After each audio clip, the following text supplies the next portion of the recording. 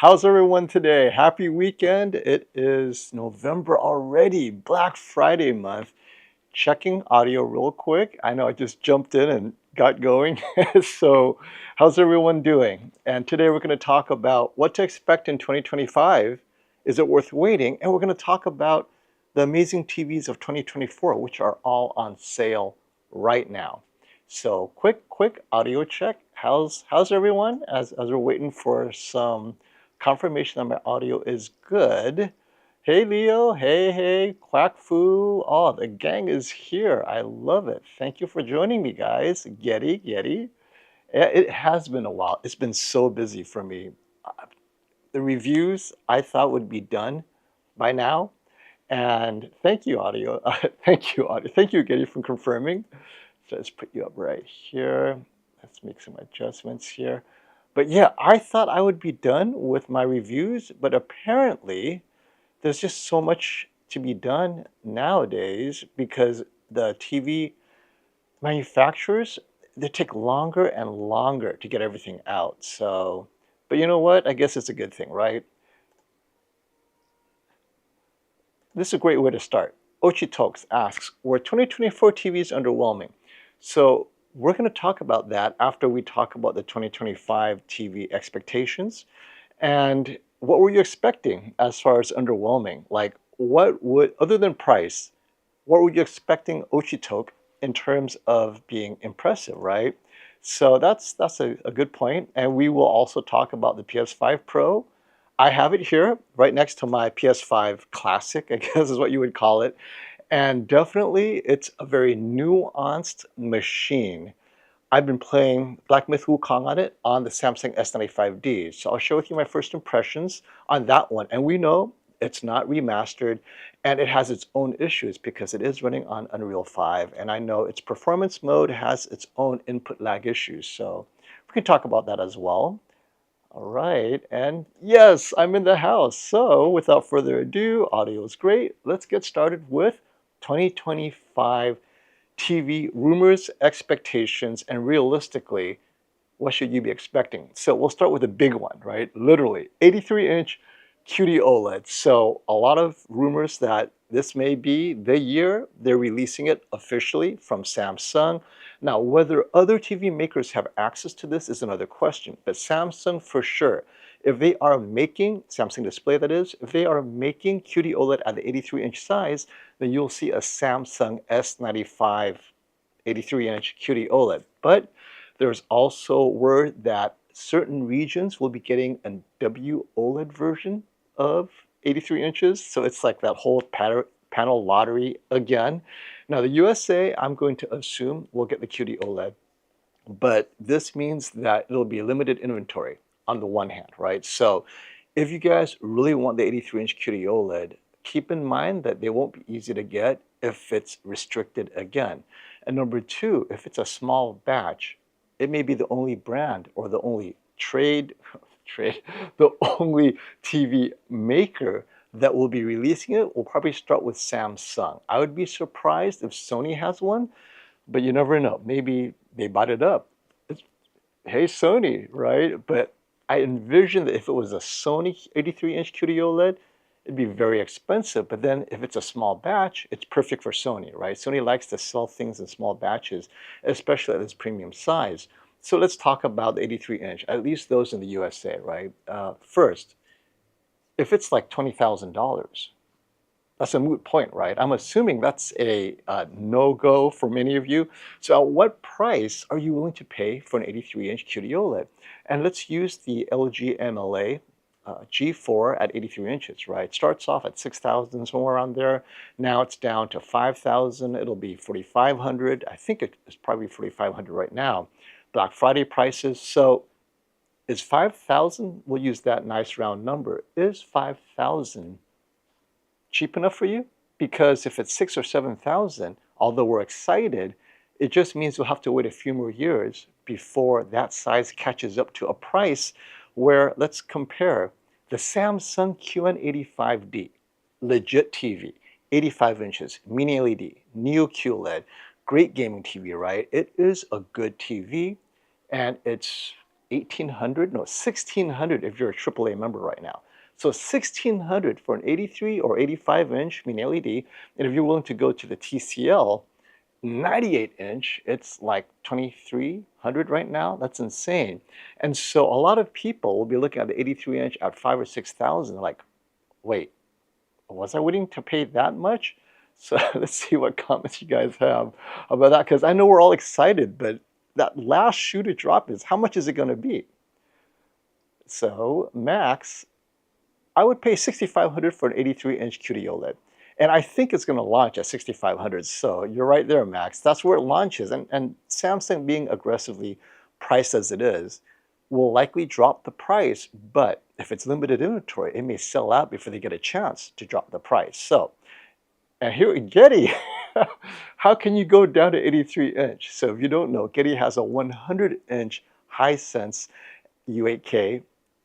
This is quite a drop. Now, the image quality is going to be amazing, so it'll be interesting for those who are looking larger. And will Sony and others have 2.1 HDMI? The answer is no, AJ, and I'll tell you why real quick. The cost to make 4 of these ports does not make sense to Sony because it adds, I'm just going to throw this out there. Let's say you go from a Bravia 7 costing $1,400 to costing $1,600, that $200 difference may mean a big difference for them in terms of sales. And how many more TVs are they selling if they have to charge that much more? And the reason is they are not the boss of their 2.1 access, right? They have to get MediaTek. They either have to buy an extra MediaTek chip and then integrate it into the SoC to get 4. Because until MediaTek has 4 on one SoC, Sony has to add another SoC and then just throw away the rest so they could have 4 2.1, right? Because a lot of that is in the SoC and the way it controls all 4, and that's not available. Well, maybe it's available now at MediaTek, so Sony is really relying on MediaTek. If MediaTek offers it, they'll have it. If they don't, they won't. Whereas LG and Samsung designed their SoCs from the ground up to have 4 full bandwidth 2.1. And to help those who are just joining us, 2.1 today no longer means what it used to mean. We as gamers and enthusiasts, when we say 2.1, the original meaning was high bandwidth, at least 40 gigabits per second, capable of 4K, 120, VRR, HDR, 10-bit, we're talking the kitchen sink, at least 40 gigabits per second. And now, today, the HDMI organization has completely denigrated 2.1 to mean as long as it passes 4K, it's 2.1, or maybe even 1080p, it's 2.1, right? So to say 2.1 is very confusing. We'll just call it high bandwidth ports, and high bandwidth is really limited to gaming. For everyone else, you don't need it. And even console gamers, honestly, unless you are really pushing 4K 120 for real, you probably don't need it. So, but now that we're getting more next-gen console talk, maybe you will in a few years, and by that time, maybe Sony will have it. But that's another thing is, why do you need 4, right? Unless you have multiple sources of PC-level gaming, it's not yet a thing for the mass populace, right? And if cloud gaming takes off, it may be even more of a moot point. But yeah, so just to be fair, Sony and everyone else not named LG and Samsung are definitely reliant on third-party chip makers for that. And so Austin asked, do you think that Samsung will release the S90F with the S95D's panel and brightness, but with a glossy display? Best combination of S95D and S95C. So S90F. So it appears they're going to skip the E, right? This year it's the D series, S90D, S95D. Next year, not E, but straight to F. And now the question is, what we've seen is Samsung taking leftover panels from the previous year and giving it to the S90 series. So next year, S90F, will they be using the same S95D slightly brighter panels, but with a glossy display, not that crazy anti-glare? So the anti-glare costs money. For sure, the S90F will not have that anti-glare. They're not going to charge more and have people complain on their mid-tier TV, right? They're like, look, we'll just save money and we'll use the same semi-gloss, glossy type of coating on the S90F.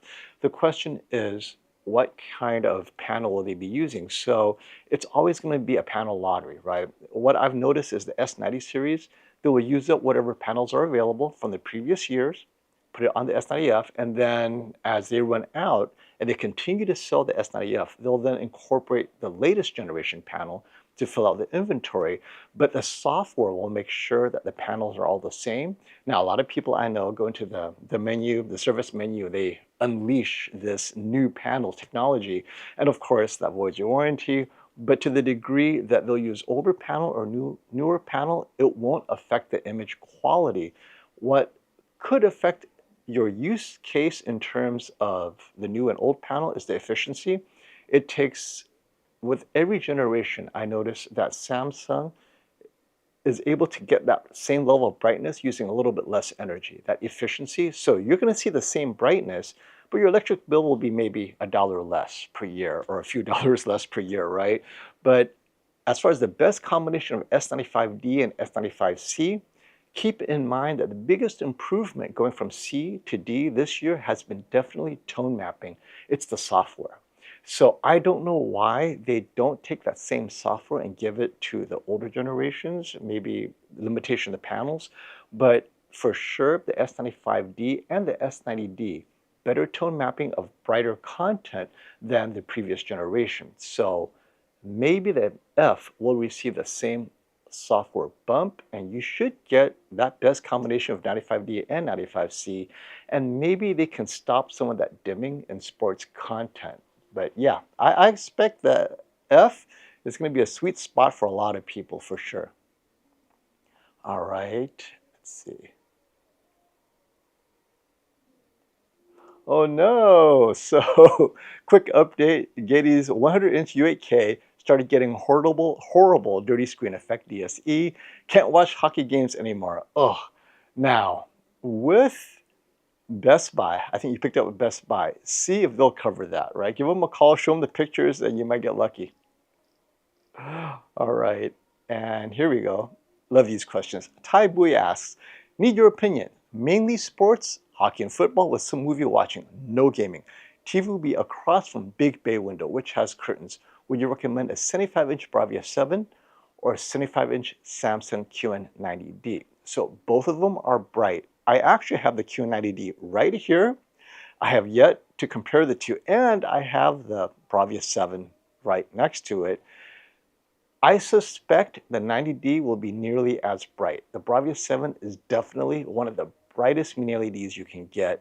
Now, the QM8 is slightly brighter, the U9N is slightly brighter, but then in getting brighter, you're losing a bit of that color accuracy, color saturation. It's a little bit desaturated when it gets brighter than the Bravia 7. The 90D, I'm not sure if it can get as bright, but we'll see. I'll compare it, so if you can wait a little bit, and Black Friday is coming around the corner, I will be reviewing and comparing the 90D with the Bravia 7 later this week, and I should be getting a Panasonic, almost forgot about them. Their mini LED, the W95A, is coming, so we're going to have kind of like a three-way comparison. As you know, I love the Bravia 7, but I'll tell you this, the Bravia 7, their shadow detail, oh, so good, and 90D might be as good, we'll see. But they're both good TVs. Personally, I love Samsung for sports and just general content. Movies, its color accuracy depends on the model, so we'll see. But they're both great TVs. Now, I'll tell you this, the Samsung QN90D, currently its 85-inch is just above 2,000. If you check my link, right? I posted it in the chat on the very top, I pinned it. So I have the buying guide there. I think the 90D is like just above 2,000 at Best Buy. And if you're a AAA member, you go to Samsung.com and validate that you're AAA, you can get it for under 2,000. The 7 will be close to that price as well. Good problem to have. They're both great TVs. And oh, hey, before we jump on to the next topic, the G5, C5, what to expect in 2025, thank you for that super chat, Max. Since Panasonic is focused on color accuracy and picture quality, maybe they will try to acquire QD-OLED panels and match it with their software magic. So definitely that is my belief. Now, Panasonic obviously cannot talk about future products. They refuse to answer my inquiry because they know I share with you guys, right? But ultimately, it is their software magic. You nailed it. I felt like what they did with the MLA Z95A, that image processing for movie watching, definitely Sony-like, cinematic, better than what G4 was able to do. Now, I know G4 is the ultimate gaming machine for WOLED, and the Panasonic isn't there for gaming. But for movie watching and just the whole skin saturation, color saturation at brighter levels, it definitely did better than the G4. And so for movie watchers, I recommend the Panasonic over them. And so with this theme, Sony may be threatened next year. And we're going to get to that in, in my upcoming topic. But yes, I do believe QD-OLED is coming to Panasonic, because the one thing they did tell me that I can share with you guys is that Panasonic was very clear when they said to me, we will be at the 2025 TV shootout, and we're working to win. Now, to win, we all know you cannot win with WOLED, right? It has reached its limits of color saturation and just the whole, the performance ceiling of WOLED has been reached when it comes to the balance of a TV shootout, where you have to have that perfect shadow detail, and then bright levels, and then not missing color. And this is why the G4 lost this year, is it was unable to have all the colors at all luminance levels. But QD-OLED has no such limits. And so if Panasonic wants to win, not just come in second place and beat LG, right? It has to adopt QD-OLED, and they know that. So I think after 3 years of us and reviewers just praising the heck out of QD-OLED, Panasonic knows if they want to win, they have to go QD-OLED. The question is, what size, right?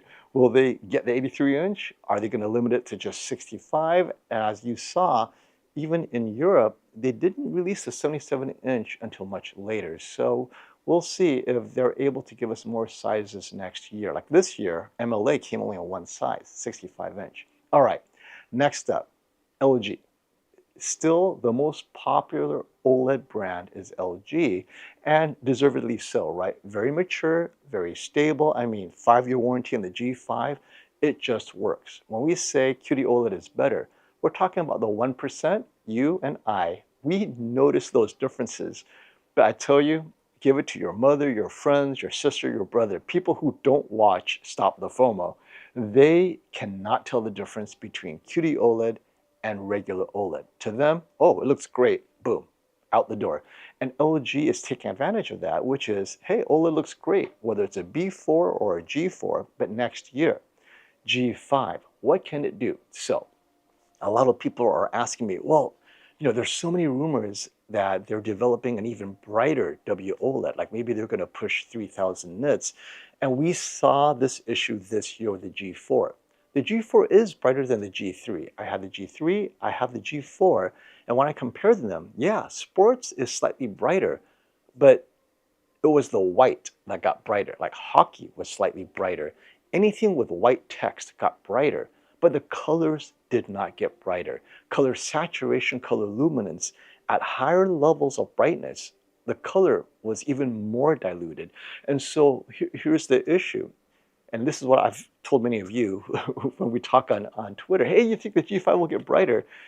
It doesn't matter if their whites get brighter, unless you're watching black and white movies. Then you get a lot brighter whites.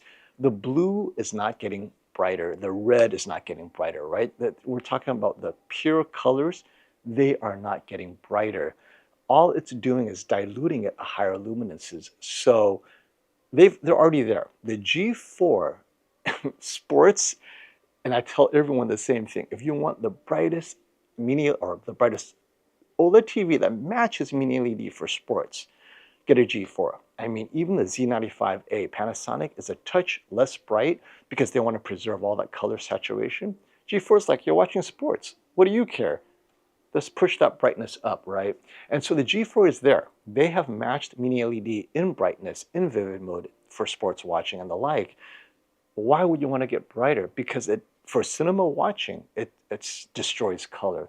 And so I don't think the G5, one, other than marketing purposes. Oh, we're at 3,000 nits, right?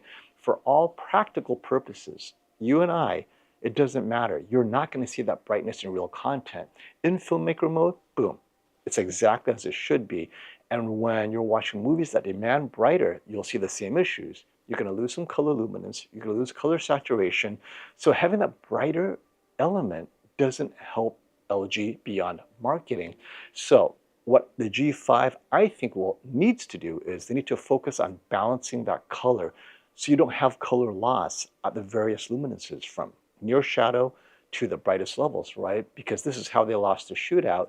At the lower light levels, like near black, you lost a lot of color. It was like kind of grayish, greenish, and people complained about that. But what they can do now that their high volume is cranking out MLA, drop the price, right? Move the G5 down by a few $100s more if you can, because that will get you more sales. There are articles out asking, should LG Display still be in business? They've been losing money, and we're talking LG Display, not LG Electronics, right? LG Display is the one that developed and is making the MLA WOLED for everyone. They're losing money, hand over fist, every quarter.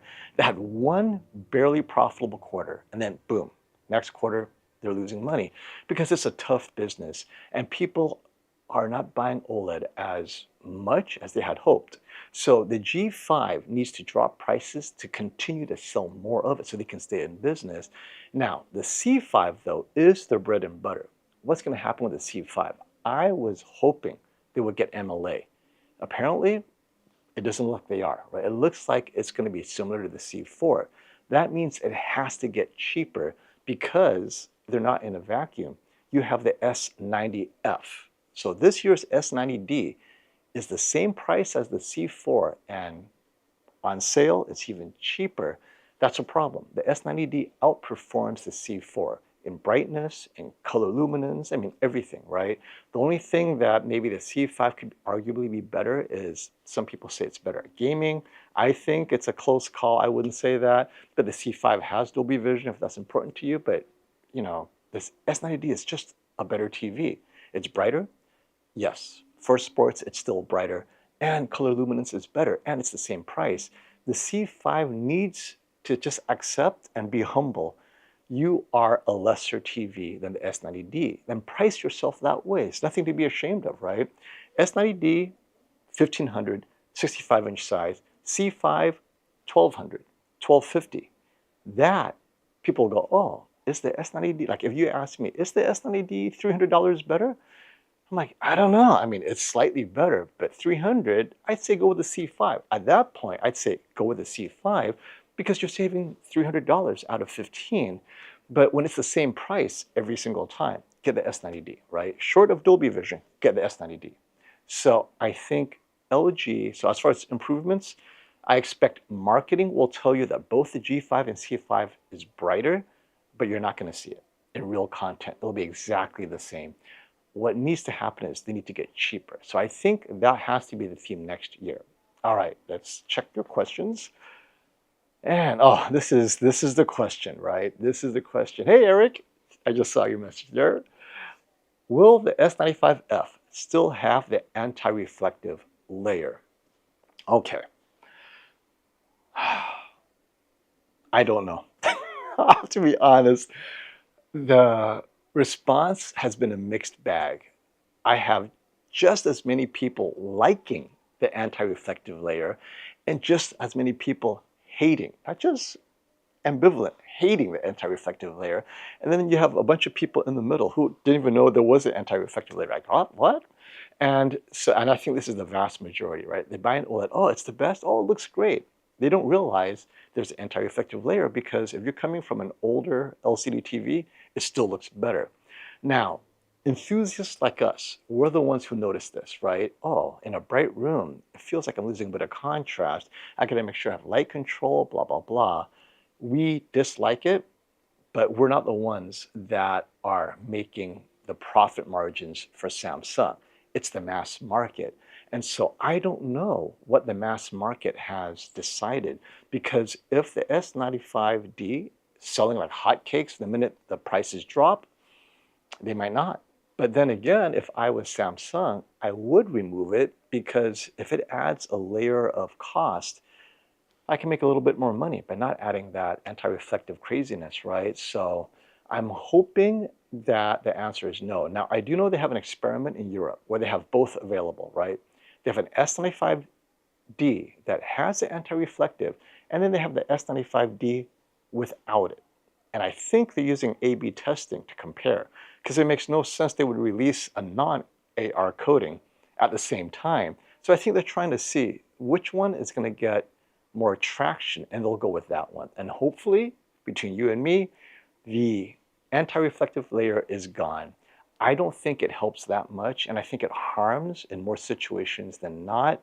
So let's see. That's who's betting, right? So if you're betting people, what are your guesses? Because your guess is as good as mine. I'm guessing that they will remove it purely business reason. Hey, you know what? If people don't like it, more margin for us. But let me know what you guys think. All right, let's see any other questions. And thanks for the super chat, Getty. Do you think LG finally plateaued for innovations? Actually, that gets to a great discussion for 2025 and why we should buy 2024 TVs. The answer, so there's just so many layers to that. Innovation as far as what is it we need? So let's talk about innovation in the TV space in general. Many of you are saying, wait, but we haven't hit 4,000 nits. Don't we need more innovations to get to 3,000, 4,000, 10,000 nits? I mean, TCL did it. Why can't we get it there with this technology and that technology? And what is holding us back is the content. If the content that we all watch, Netflix, Disney, YouTube, other than Jennifer Gala, God bless her soul, with her 10,000 nit content, but other than Jennifer's content, everybody is grading their content at under 1,000 nits, with the occasional exception, right? You got Alpha, you got Mad Max, Fury Road, not even Aquaman, what is it? Just Mad Max, Fury Road, Alpha, and maybe 2 or 3 others that are above 1,000 nits. I'm not even going to say 2,000, right? A handful of movies. Whereas all the other movies that are under 1,000, you know where the TVs struggle? Near black detail. As I was doing my review, I noticed how the TCL and the Hisense really struggled near black, and the Bravia 7 nailed it. We're not talking the Bravia 9. It better nail it, right? Being a flagship. But the Bravia 7 is able to do it, and the X90L, even cheaper than the 7, can do it better. And that means if they just focused on what we all see, which is that shadow detail, that's in everything. Whereas 1,000 nit plus is not in everything, but everything we watch today on almost any content in HDR, you're going to have dark scenes, and this is where the TVs struggle. And this is where many of you complain, I can't see anything. Well, partly it's because the room is too bright and you have to lower the gamma. But the other part of it is the TV is just crushing it out because LCD TVs are looking at black levels and they think that's what makes it pop, right? But as far as LG, their innovation, I think the last 3 years, MLA was their biggest innovation, and they should have released that so much earlier if they were holding back. But ever since MLA, that got them a little bit brighter, which is great for sports enthusiasts, they haven't gotten better. And in speaking to Dwayne Davis, if you heard our interview after the shootout, Dwayne was adamant the G2 was the better TV. In terms of color accuracy and color image processing, it didn't have MLA, but it's the better TV for everything under 1,000 nits. And he says, so what did MLA do? It made it brighter, but it didn't make the TVs better. And that brighter is just for gamers and sports enthusiasts, right? Where we want that brightness. But they have been unable to improve color volume, color saturation, and that color space. They cannot expand it any further because of the limiting nature of the white OLED, right? The white subpixel limits what they can do. So as far as innovation into image quality, we're done. LG, OLED, all that's left is lower prices, efficiencies, and longevity, make the TVs last longer. So any innovation that helps them do those things possibly might be what they're working on, but mostly to lower costs. So the innovation would be production and manufacturing and just efficiencies. But the actual technology itself, there's only so much you can do. It's kind of like the ICE engine, internal combustion. At some point, you hit the limits of physics, right? There's only so much you can do to improve the efficiency of a gas engine, turbos and this and that, and you shut off a couple of cylinders. But at some point, you've reached the limit of that engine's ability to be awesome. And I think LG has done that. They've sucked all that is possible out of WOLED, and all that's left is getting it cheaper. And so this is why we've moved on from WOLED when we discuss cutting edge. But when we discuss the 95% use case, WOLED is very relevant. It looks just like QD-OLED, indistinguishable. It's in that last 5%, whether it's brightness, color luminance, this, that, and the other, pricing, that's where it struggles. But for the 95%, which is most people we know, WOLED is done. I think done as in there's no innovations left to go. But I think this goes towards a discussion about mini LED that we'll get to shortly. Okay, let's move on to, we're done with LG. Let's go to Panasonic and Sony really quick. And we'll get to your question, AJ. Will Sony release a new mini LED, or will the 7 and 9 continue into next year? And will there be a new X90? Really good question, because I do want to address that as well. And that goes into our mini LED discussion in 2025 after blue full LED.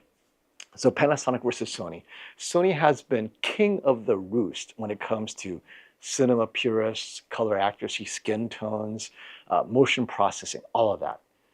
Panasonic, when I was done with my Z95A review, boom, feature for feature in terms of cinema, what a cinema enthusiast wants, like myself, motion settings, spot on. It matched Sony in every way. It matched LG. So the motion, out of the box, great. You have many choices. I love the motion of the Panasonic. Skin tones and color saturation, perfect. Out of the box, nailed it. Better than the G4, not QD-OLED good. That's for next year, and that's what we're talking about. Once Panasonic adopts QD-OLED, which I am sure they will, Sony already has a limited market share. And as you all know, the Sony tax being what it is, right? So this is great.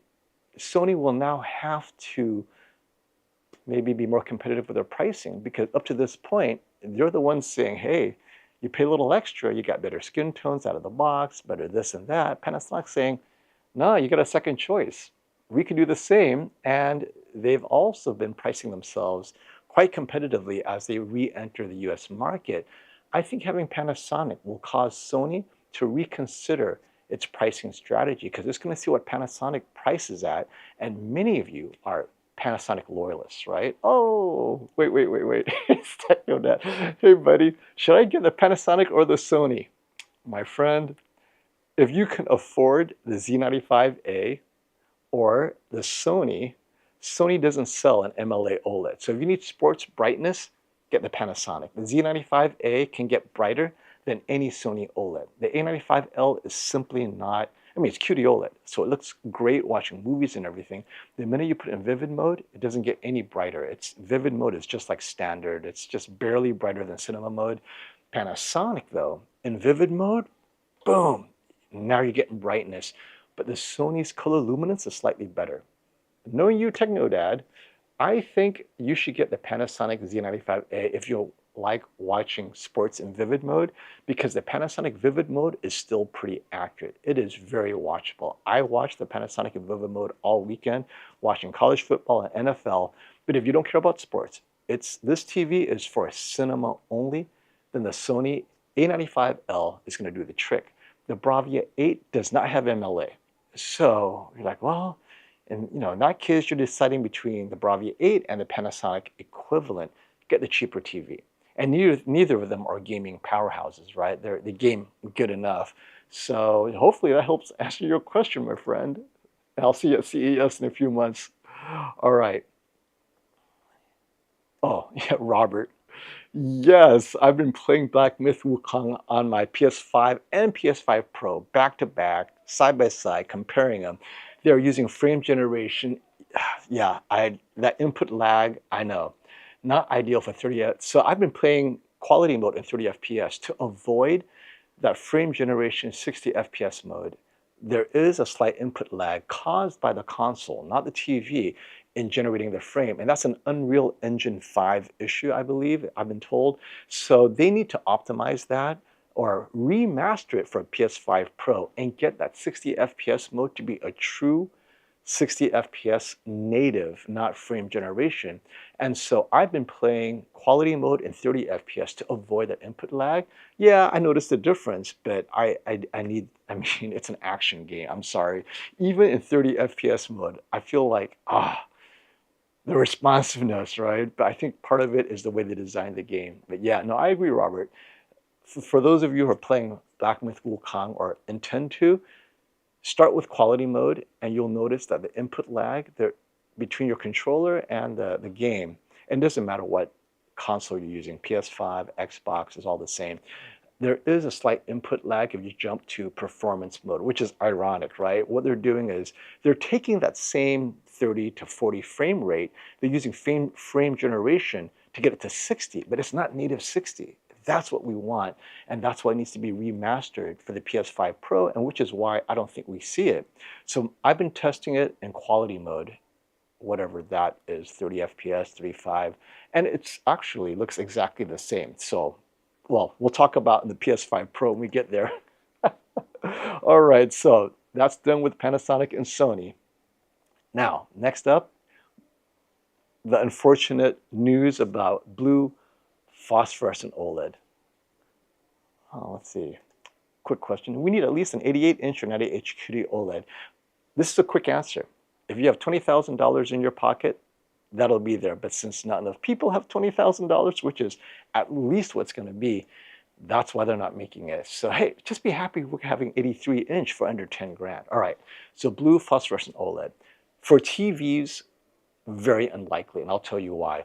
So TCL, CSOT, they acquired the inkjet printed technology from Japan OLED, right? And they've been developing it, and it's ready to go. And they've looked at the market like, this market for OLED is not growing, or OLED TVs. It's stagnant at best. Like at best, it's staying the same. If we introduce this quote unquote better technology, inkjet printed RGB OLED, we're just going to get a small slice of that pie. Unless this pie gets larger, a small slice of a small pie does not justify us investing hundreds of millions to make giant panel inkjet printed OLEDs. So that's TCL. Now, blue phosphorescent OLED is supposed to increase efficiency, and it should allow LG to get rid of the W in the WOLED, because it should offer a few things, brightness, but it doesn't offer stability.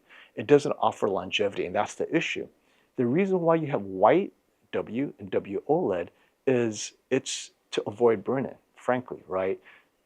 The blue OLED was a solution for RGB direct view OLED. So inkjet printed OLEDs would benefit. QD-OLED, because they only use blue OLED, would benefit, but it wouldn't get brighter necessarily. It would just have more pure colors, maybe better luminances, but not necessarily brighter, because blue OLED is very unstable. So the brighter you get, what happens? Its lifetime starts to shorten, as if QD-OLED doesn't have enough of a reputation for maybe being less durable than WOLED. Blue OLED is not going to help, right? So at the end of the day, where the space that needs blue phosphorescent OLED would be are devices that require battery life to be longer, and blue makes it more efficient, not necessarily brighter. Just for the same brightness, you use less battery, and that's where they're going to do it first. To take that and bring it to TVs and not sell more TVs because of it doesn't make any sense. So I don't see LG Display saying, oh, we're going to sell twice as many TVs with blue OLED. Does the consumer care? Because like I said, 95% of the use case right now looks identical to QD-OLED. That blue OLED will possibly allow it to win the shootout, but is it enough to justify all this investment? I don't think so. LG Display is already struggling just to stay in business. To completely retool TVs for this is going to put them out of business, I think. As far as Samsung QD-OLED, they're on top of the game right now. They don't need to add blue OLED. if they don't have to. When the time comes, they'll do it, but they'll take their time. There is no rush to increase prices because this is going to be very expensive. Early adopting new technology, investing in all new tooling and testing. I mean, let's leave it to the cell phone makers selling $2,000 cell phones and smartphones, right? It won't be in TVs 5 years, if ever, if ever. All right. Let's see what we got here. I'm waiting to see what TCL do next year with their mini LED. I will only buy TCL or the LG G5. Wow, Abdul, that's like quite the variation, right? From an OLED with MLA to a TCL. We're going to talk about mini LED in 2025. So this is a great segue. But before we get there, let's talk about micro LED. Yes, it's DOA, mostly because people don't need it. Micro LED, how is it better than mini LED, LCD TV? So essentially, a mini LED, when I say mini LED, it's a mini LED backlight behind an LCD. And so micro LED, you know what it offers that's slightly better? Off-angle viewing, that's one, but it's not brighter. A lot of you think, oh, it's going to be brighter. No, for the same brightness that a mini LED offers, it's a match, all right? Off angle will be better. And you're saying, wait, what about better color luminance and color saturation? Yes, as it gets brighter and brighter, but we talk about what content is going to show that off? None, right? Current content, if you put a micro LED next to a LG MLA, next to a QD-OLED, next to a Sony Bravia 9, right? All of them, watching the same movie on Netflix, you'd be hard-pressed to tell the difference between what is what. Off angle, suddenly QD-OLED stands out, micro LED stands out, and WOLED. But what is it really doing? It's offering nothing. Now, what it does offer is this: micro LED, 100-inch size, $100,000. Yes, okay, now we're talking, right? 100-inch screen size, that is awesome, but mini LED suddenly is getting there, and it's, what is it, $2,500 for a 98-inch? On angle, looks exactly the same. And so micro LED, for the mass consumer, DOA. For the custom installer, it still has its place, but we're talking mass consumer, yeah, not happening, my friends. All right. And hey, bye, Adam. Thanks for coming by. Just caught that. Okay, mini LED in 2025. Let's talk about it. First, I think just like LG's innovation and so forth, when I saw the Bravia 7, which is essentially X95L level technology, right? It's taking the hardware from last year's Sony flagship X95L, updated with slightly better processor, better software, just subtle improvements across the board. And suddenly, it's like a Bravia 9 without that headroom, right? So, and you guys saw in my review, above a certain brightness, yeah, the Bravia 9 nails it.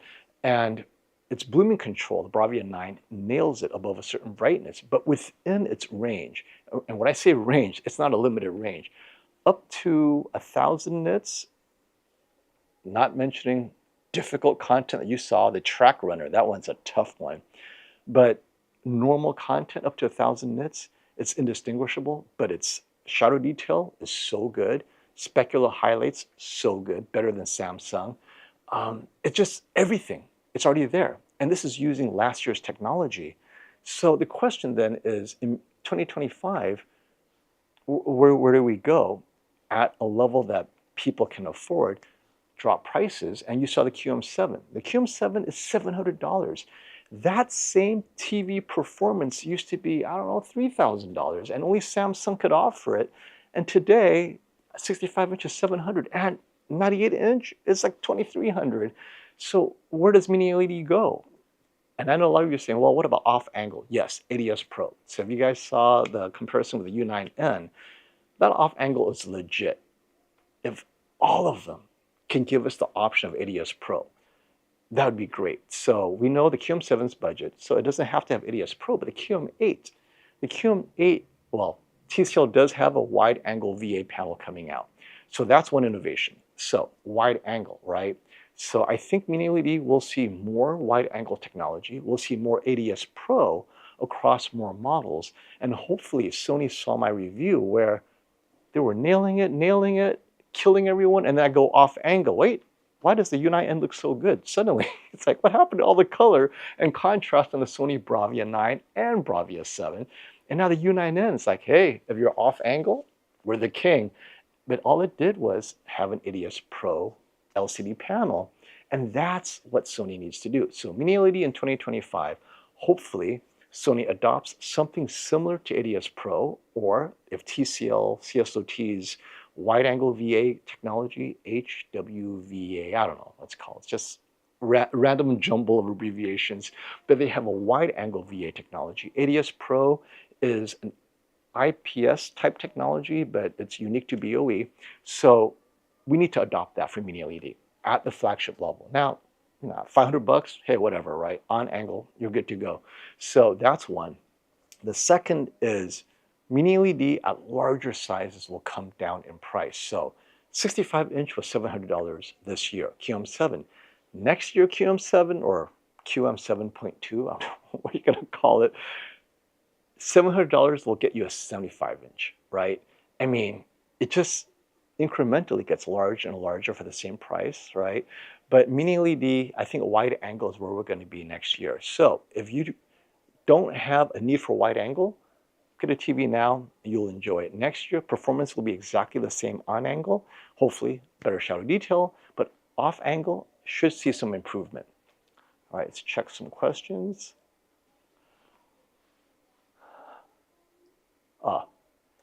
Yeah, this is good. I was shocked. Bravia 9, I thought Bravia 9 would suck till I saw it beside the A95L in normal bright room store. A direct on-angle viewing, you guys, the Mini LEDs have come to a point where it's indistinguishable from OLED, right? In most content, straight up, like, wow, which one's the OLED? Now, there are content where the OLED contrast, infinite contrast could stand out a little bit if you pay close attention, but it's more about skin tones, it's more about color saturation that Mini LED does really well.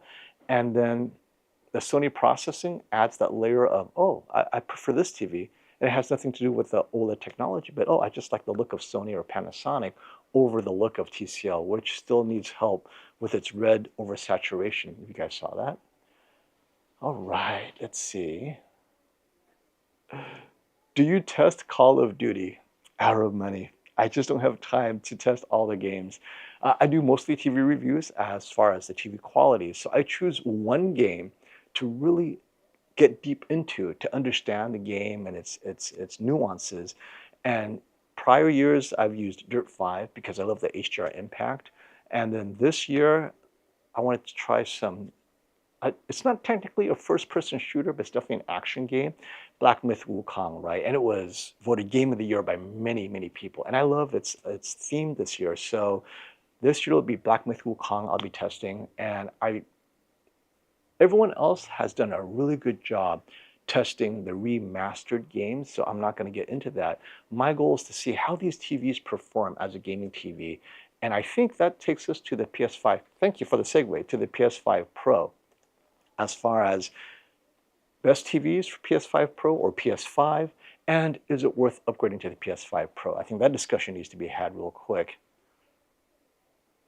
And this is a great segue. YJT, PS5 Pro enhanced games look super sharp.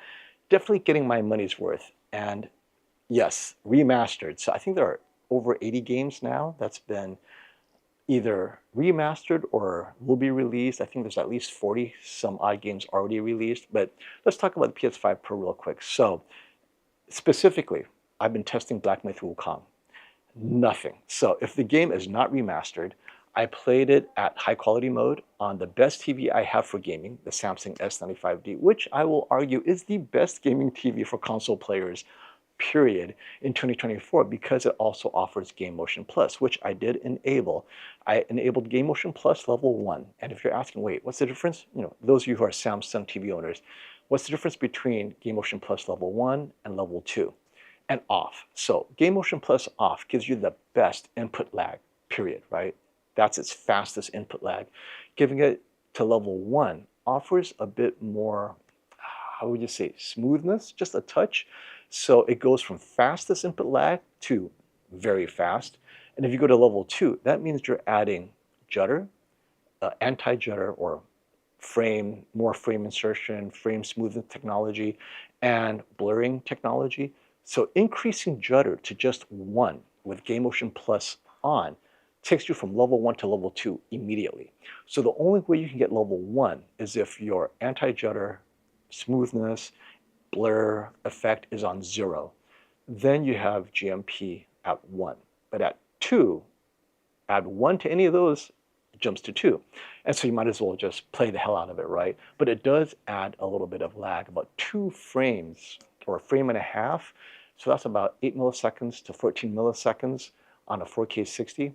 So to me, I didn't notice that big of a difference, especially playing Black Myth Wukong GMP Plus 1. I thought it was great. Now, I will be honest, in performance mode, it looks super smooth because that frame generation definitely works, but I do sense there is that input delay in performance mode on Black Myth Wukong. It has nothing to do with the PS5 Pro. So unless you plan, so let's talk about the PS5 Pro just generally. Should you upgrade? If you're playing at an HQ mode, which is high quality mode on all your games, no. It's true, well, its only big improvement is remastered games in performance mode. Even remastered games in 4K 30, and reading all the reviews and all the assessments from Digital Foundry and everyone else, the meta is HQ mode, 4K 30, don't bother. Performance mode, native 4K 60, yes, remastered games only. If it's not remastered, then it ends up looking the same. And so that's the key. If you already have a PS5, hold on to it. Just wait until your favorite games are remastered before you upgrade it, right? But if you already are playing those games and they've been remastered and you love playing in performance mode, go for it. But if you don't like playing performance mode, you're always playing HQ mode, from what I've been seeing on Digital Foundry, it's the same. And non-remastered mode, definitely no improvement. So what I'm using it for is to see if the TVs respond differently, and the S95D. So best TVs for PS5 Pro. It's really best TVs for console gaming at lower frame rates. The Samsung offers Game Motion Plus, level 1, level 2, and that makes it feel like it's smoother if you're at a lower frame rate. So in 4K 30, if you max it out and you're okay with a little bit more input lag, it does look smoother. The question is, how much smoother? And that's very subjective. It depends on the game, definitely, and also depends on what kind of a game you're playing. If it's like high action, you might not want to play with that at all, turn it off completely. But that goes to the TVs I would choose. In comparing the S95D to the G4, really, it ends up being identical. Other than the S95D gives me more options to make 4K 30 look smoother, whereas on the G4, you could do that, but it adds way more input lag than the Samsung. And that's where the differences are.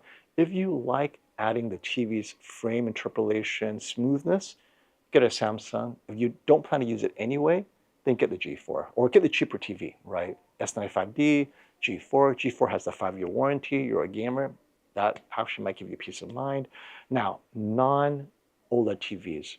So we're talking mini-LED TVs. Up to this point, the TCL and the Hisense, so the Hisense U9 and TCL QM8, they have lower latency than the Bravia 7 and the Bravia 9 by about 8 milliseconds.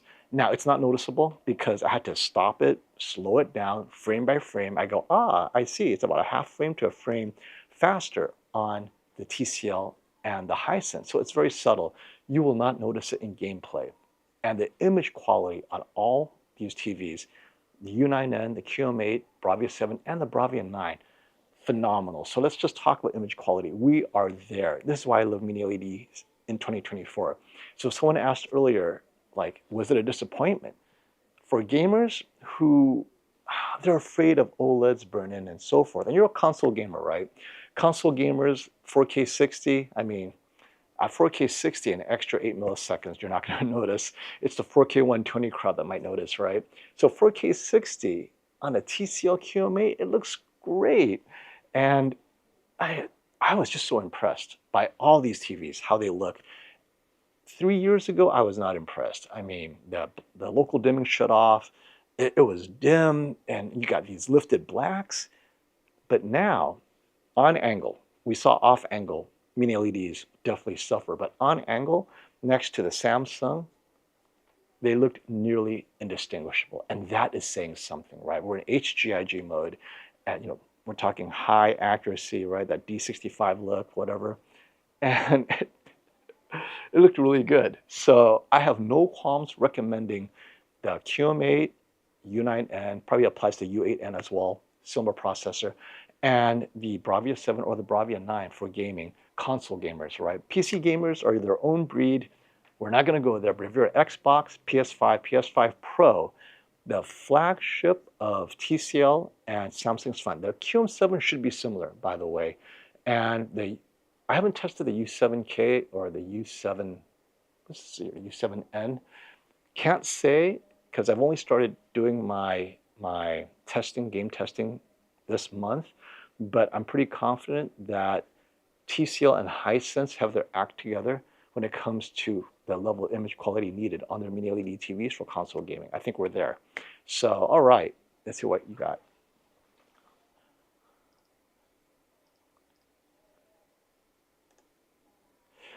Yes, so does local dimming keep up with the fast-paced action of the games in mini LED? So Raptor, it really depends on your frame rate. For me, in playing Black Myth Wukong on the PS5 and PS5 Pro, definitely keeps up. I did not notice, and specifically the QM8, the Hisense U9N, Bravia 7 and Bravia 9, and I had it also with the S95D. All of them side by side through a splitter, and the splitter is able to easily pass through 4K 60 up to 4K 60. So, but I did it in high quality mode, and there was no difference in image quality. Now, input lag, slowing it down, obviously there is a difference in input lag. The S95D will always be the fastest, but when you're playing at 4K 30 native, that's 4K 30, come on, right? The input lag is not noticeable at all. It's indistinguishable. They all moved. Subjectively, it looked like everything responded the same. Only when I slowed it down frame to frame did then you see the Samsung at its fastest mode be the fastest by a frame over the QM8 and the U9N, and then the U9N by about a frame to half a frame over the Bravia 7 and the Bravia 9. So max difference is about 2 frames, which may be up to 16 milliseconds, but in Black Myth Wukong at 4K 30, I could not see that difference. Now, the image quality themselves are great. So here's the drawback. And I will test the QN90D. So obviously it's unfair to test it against OLED. OLED is the fastest. We'll see how the QN90D fares against the QM8 or the U9N. The U9N is what I'm going to use now because I really like the U9N for gaming, honestly, because it's 75 inches as well. We'll see how the QN90D does against the Bravia 7 and the U9N, because I suspect the 75-inch U9N will drop in price significantly within a few months of its release. When it releases, I don't know when that's going to be. So the local dimming does keep up, though. I think in 2024, that's another improvement that I did not expect. I think we're done in terms of, hey, it's mini LED with all these things moving around. For console gaming, yes. PC gaming, I know Brian has struggled with the 144. It's unusable, he said. So mini LED, if you guys are into 144 hertz gaming because you're a PC gamer, avoid mini LED. They're not there yet. Even though they say they're capable of it, they struggle badly with dropouts and just the tearing. It's just not good. Get a G4 or C4 and be done with it, right? Or the S95D. Now with the, what was I going to say? Oh, I just lost my train of thought. Oh, yeah. And as prices drop, I think next gen, oh, well, I don't know what I was going to say now. TVs for PS5 Pro. Before you upgrade to a PS5 Pro, if you have a PS5 and you have an older TV, your TV may not even be showing you what's capable on the PS5. So before getting a PS5 Pro, you want to get as much out of your PS5 as possible because you're not even seeing what's capable on your PS5. So if you have an older LCD TV, and when I say older, anything over 3 years old, actually if it's an LCD TV, anything over a year old, that LCD TV is just not performing to the level of an OLED TV. I would say if you have a PS5, get an LG B4, 55-inch, $999. That is going to make the PS5 look so good. Like forget the PS5 Pro, $999, right? $700 is the PS5 Pro. You have the PS5 Classic, you get the B4 55-inch for $999, and you have a whole new system all over again. And you immediately see that image quality, right? And you can sit close to a 55-inch TV and not feel like, wait, I'm too close, because OLED, when you sit closer, the way they set it up with the brightness and everything, it's easier to sit closer to an OLED than a mini LED. I found sometimes the mini LED, it is a bit too bright and you really have to tone it down. The B4 is perfect for sitting 4 feet away from a 55-inch, 5 feet away, and playing on a PS5. That is your best upgrade. $999 LG B4 PS5. Skip the Pro. Now, if you want a big screen, $2,300 gets you HDR, TCL QM7.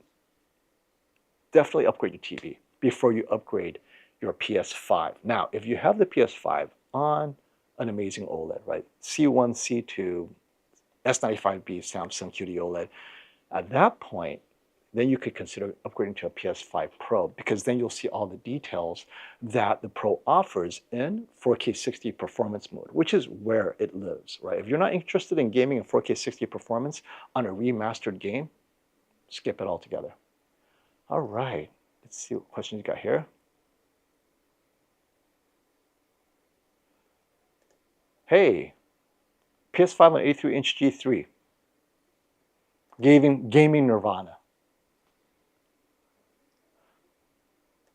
I have so much FOMO. Don't we all? Okay, why not more 8K TV sets? It's because it's a scam. It's such a scam. Okay, so let's talk about, and it's not even in my list, right? 8K is disappearing. If I thought 8K TVs would be a thing in 2025, it would be on this list. On my list is the big topics for 2025 TV improvements. No 8K. And why is it a scam? It's this. Your eyes already have trouble seeing and resolving 4K, meaning 4K looks really good, and we're not even there in terms of getting content to look its best in 4K. Adding 8K, it doesn't do anything, right? It's kind of like you have a wonderful sports car and you're loving it, going 0 to 60, 0 to 75, you're hitting 80 miles an hour and you're loving it. So what does getting a sports car that gets you 300 miles an hour do? Absolutely nothing, because there's nothing, nowhere to go on any track that you can really use 200 miles an hour or 300 miles an hour. And that's what 8K is. 8K is giving you all this awesomeness that is completely wasted. This whole upscaling 4K to 8K is a scam. And when I say a scam, anyone who tells you, oh, I see the difference, like, what exactly are you seeing? Like, it's the same number of pixels, except they use software to make it a higher density, but it doesn't make the resolution better. It really doesn't. What's going to happen is, if you take a magnifying glass to the 8K, you're going to notice artifacts, that sharpening, because that's what you're doing. When you're taking a 4K, you upscale to 8K, it's taking software, filling in the blanks, and sharpening it, which you might as well look at 4K because there are no artifacts. It'll look exactly the same. So, and that's another thing, is when they did this test on an LG 8K OLED, 77-inch from like 6 feet away, only, I don't know, less than 10% of the people with better than 20/20 vision was able to see the difference. And that was only in static content, wildlife, where there's a lot of fine hair, or animation, where the lines are clear. But in just normal movies, where they have the 8K version of those movies, couldn't tell the difference. Why? Because motion at 8K 30 is indistinguishable with motion at 4K 30 or 4K 24 or whatever, right? motion resolution, for you to see 8K motion, you have to go to 8K 120. No TV is capable of 8K 120, and no content will be created to support other than gaming. So this whole 8K thing, unless it's a static canvas TV, right? Pointless. Because most content we watch has panning, has people moving around. You throw that in there and suddenly the 8K is completely pointless because motion is no longer 8K. It needs to be 8K 120. So that's why now that now that the audience and the public has caught on to the scam, the whole 8K thing is kind of like, eh. And you're right, no GPU can run 8K 120, and that's why it's like, what's the point, right? It's like, it's yeah, I don't, and let's say it can run it, the amount of minuscule improvements, like, ooh, and that's gonna wear off. Like, did that make the game any better? 4K 120, 8K 120, and you're paying 3 times more, by the way, for the entire stack, right? The GPU capable of that, the CPU capable of that, and the TV capable of that. How much is that going to cost for the, and you have to sit close enough. Did I tell you that? You have to sit close enough to see all of that. Oh, it's nuts. All right. Hey, all these super chats. All right, let's get caught up, guys. I'm so sorry. Like, somebody hit me from all sides. Okay, so Dwight, MediaTek released a chip for HDMI 2.1 this summer. Yes, we heard about that. The question is always implementation. We've seen MediaTek release stuff, and the first release of that feature never works, and it's not until the second or third release. The question is, will 4 times 2.1 work on its first implementation? Questionable, right? Remember when that whole pass-through 4K 120 VRR? What a nightmare, right? None of the AVRs could pass it through. It was that whole first year was a dead year for HDMI 2.1 because all the machines involved in processing it, unable to pass it through. So here we are again. This is the first generation of 4 by 2.1. The hope is it works, but if it doesn't, don't hold your breath. It will take the second generation at least for it to work smoothly. So I saw that, but I spoke to others about it. We're like, yeah, but MediaTek, it doesn't have a reputation for making the first version of the feature perfect, because I'm sure they rushed it out, right? So hopefully it works, but we'll see. If Sony has the chip and they're not implementing it, it's probably because Sony couldn't get it to work properly. All right, and thank you, Christian. It's been a while, my friend, for the super chat. And here we go. What's up, FOMO? Long time. Yes, it's been a while. Price prediction for 83-inch S95F QD-OLED, $6,000 MSRP, and then you know what happens after that. So $6,000 exactly was the price of the 83-inch LG G4, right? So it'll be same here, 6,000. And then Samsung, though, aggressively reprices by Prime Day. So 6,000 will be 5,000 by Prime Day. And then hopefully by Black Friday, it'll be under 5,000. The problem is we know it's going to be limited inventory. It may not last, or you may not even get one. For those who are wondering, wait, how is this possible? There are a lot of people who are still waiting for their 83-inch MLA G4. That's why you're like, wait, how come the MLA G4 is taking so long to drop in price? It's because they were selling out. Like Robert Zone can't keep it in stock. You'd have to wait a month or two before he can get it in. I think Best Buy got a whole batch, so they were able to drop the prices. But yeah, if it's limited inventory, it'll probably move faster than the discounts will hit. But 6,000 to start, 5,000, I think it's gone. And Bo Turkey, oh, how timely. I love your name. Hi, why can't I turn on true motion or motion clarity in PC mode or at 120 FPS? Because it turns 60 FPS to like 120 smoothness. So part of it is it adds significant, well, let me take that back. It depends. It may or may not add latency. So what you want to combine may affect other things in the image processing, right? Black frame insertion is adding a black frame, but in certain modes, this may not be compatible with what the PC is seeing. I think this is something that needs to be worked out between the TV or the monitor and the PC. So Gaming monitors, it's just regular gaming monitors, right? Does it work on a regular gaming monitor? Because that's designed to work with a PC. And if it does work on a gaming monitor, then TV makers just need to see, oh, how do they make that work? But if your gaming monitor does not offer the motion clarity, the black frame insertion, there's a reason for that. Because the TV's black frame insertion, it wasn't for gaming originally. It was to help with the motion stutter artifact issues, right? But it caused it to be dimmer. And then gamers picked up on it, go, wow, this is amazing for gaming. Look how smooth it is. And so they used it for gaming. But originally, it wasn't intended for gaming. It was intended to fix motion issues. So I think they're trying to take this virtuous motion and apply it to gaming. And it may not be working out, but as far as technically why, I honestly don't know. I'm just kind of guessing there. But I do know that when I try to add clarity or BFI, it takes my other game settings, as you notice, changes it a bit.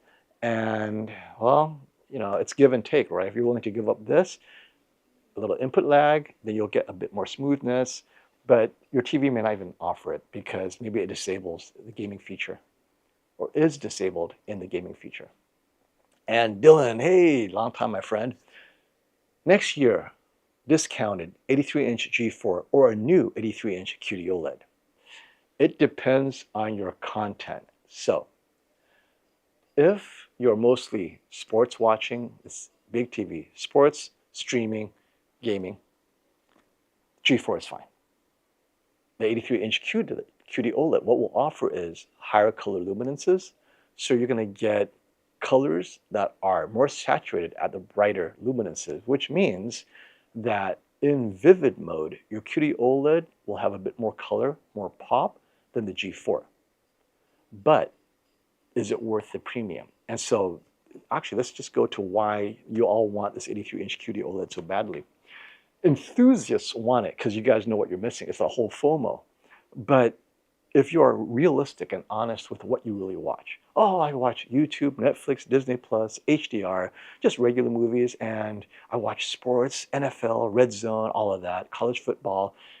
Well, you don't need the QD-OLED. But if you watch, if you like to show off Jennifer Gallow's material, where she hits 2,000-3,000 nits, you see that pure color saturation above 1,000 nits or above 800 nits. G4 can't do it, right? It's desaturated. QD-OLED, boom, nails it. You know it's there. Occasionally you take it to the track, you're like, yes, look at that. But short of that instance, that's, you're never going to see that. But the part I do like QD-OLED is twofold. One, better uniformity. So DSE, some people notice it at the 83-inch G4 level. Some people don't. So I don't know whether or not you'll notice it. But if you watch a lot of hockey, you might. Because that's a panel lottery still on the WOLEDs at any size. When you get one, if you lose the panel lottery, you'll notice the color artifacts, magenta tint on the sides. And then when you go into the lower grays, it turns green. It's really weird. And it's better still than LCD TVs, but it's there. On QD-OLED, more often than not, it's perfect in terms of uniformity. Occasionally people will post, oh, mine sucks, right? But it's much less than on a WOLED. So that's visible, and that's you'll see all the time. So if you watch a lot of sporting content, that's like snow, right? Just a lot of uniformity issues that may occur in those kind of sky blue content. QD-OLED is going to nail it. And then the second part of QD-OLED is that when you watch, let me see, near shadow detail, near black, QD-OLED doesn't lose color. WOLED may. And it depends on the model, right? LG or whatever. In this case, the G4. But if you don't notice those things, not a big deal. And the price difference is going to be so huge. By next year, the G4 83-inch is going to be solidly $4,500 to $4,000, somewhere there, right? This 83-inch will be $6,000 to start, and maybe $5,500 later. Is it worth a $1,000 difference? Let's say it's going to be a solid $1,000 difference. I don't think so. Unless you are very particular, you're going to enjoy the G4 and the 5-year warranty. I'd say save the $1,000. Now, in 2 years, when they're about the same price, okay, get the QD-OLED because it's the same price. But $1,000 premium over the G4, that's your money, my friend. I don't think it's worth that performance jump, but you tell me, because if you see it, then you see it. All right. Okay, let me jump into the next big thing here. Take this out, put this up. Okay, now we talked about what to wait for next year. So I think all the improvements next year, these are the two big improvements that will affect your decision making. First, if you're planning to buy a mini LED and you're off angle a lot, you might want to wait, because off angle technology, and we're talking flagship mini LED, not El Cheapo mini LED, like the QM7, I don't see it benefiting from the more expensive wide angle viewing technology that TCL is releasing.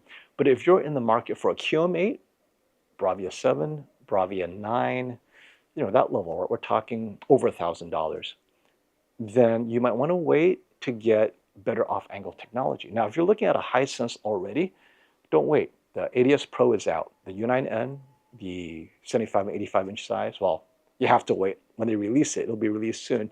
But the U9N already has it. So next year, maybe software would be better in terms of near black shadow detail, maybe not.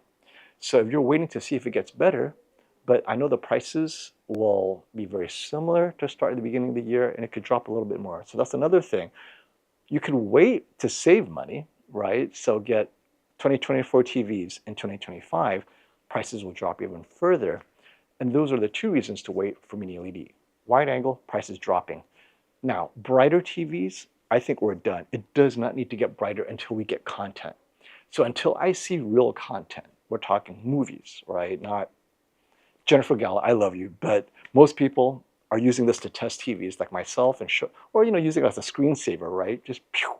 But the reality is, real content that you guys watch, Disney, Netflix, all that good stuff, you're not going to see the difference between a brighter OLED and a less bright OLED, because it's going to be set to accurate. Now, sports, we're already there.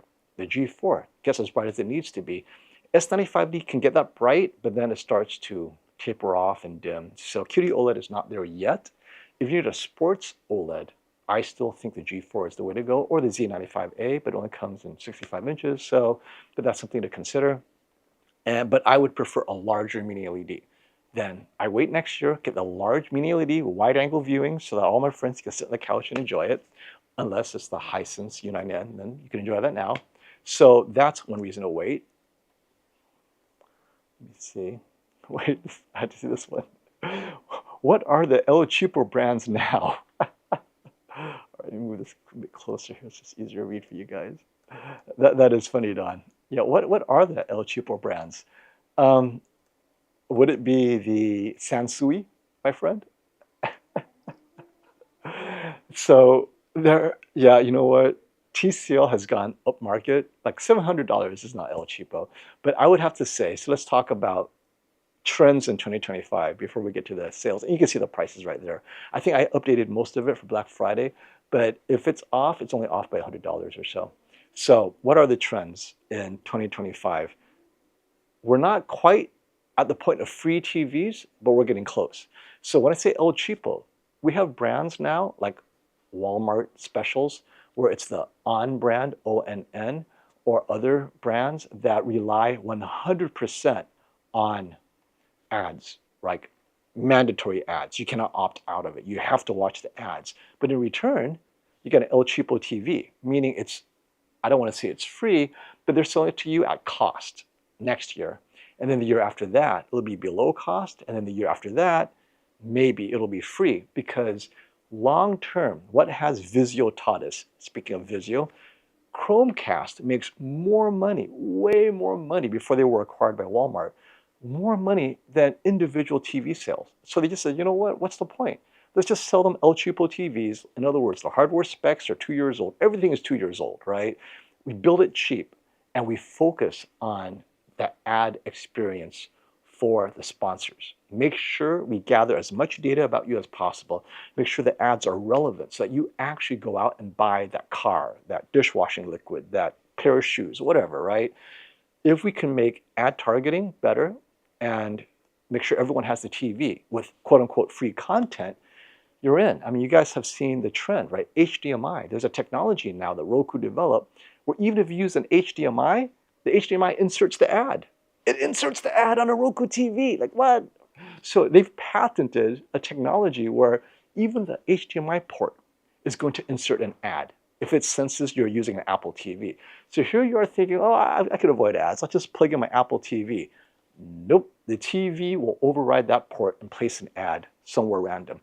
And if that makes money, guess what? Every TV maker will adopt this patent from Roku. I think it was Roku, right? And because ads are forever. Vizio Smartcast created a revenue stream, not a one-time buy. Like Sony, oh, you pay the Sony tax, done. You pay them once and you're good to go. But with ads, they get paid every month, every year. As long as you keep that TV, they still get paid. And so everyone's saying, wait, let's think long term. In the first year, we lose money on the TV. In the second year, we make up for that. And in the third year, pure profit. And so they look at this as a 3-year ownership plan. And so now the good news is this. As long as they can make the TV last, so we're back to, wait, maybe we should make the TVs more durable. If they can make the TVs more durable, then they don't have to sell the TVs to you at a loss. They sell it to you and it lasts forever and you're stuck with this ad generating machine. So I guess maybe it actually works out because you guys get your durable TV in return for watching ads, which is exactly how it was in 1990. You buy a TV and you watch whatever broadcast and you're stuck with ads and you can't do anything about it. So here we are, back to where it was 20, 30 years ago. I love it. Durable TVs, mandatory ads. You can't avoid it. Yep, that's it. They sell for free, right? They force it on you. Yeah, forget selling. They just force it on you. Okay, so Cars and Cat says, no ads. If it's cheap enough, my friend, you will take the ads all day long. If it's free, like, let's just take that to its ultimate conclusion. And LG is doing this, by the way. They're looking into it. LG OLED TV, WebOS, right?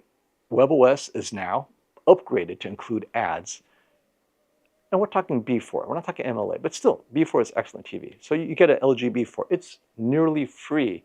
And in return, you're watching ads. I guarantee you, my parents will take it all day long.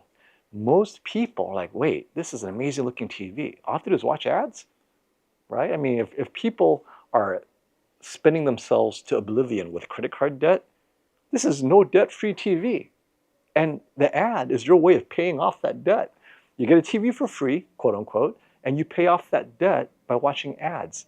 Most people will do that all day long, right? So that's how you have to think of it, because people's thought process, now those of you who are well-employed and you can get a nice TV and avoid ads, of course, but that population does not drive the economy. All right, hey, thanks for the super chat, Dylan. I have a Q990B soundbar, maybe upgrading soon. I got that FOMO seeing the Bravia Quad, but I missed that center channel.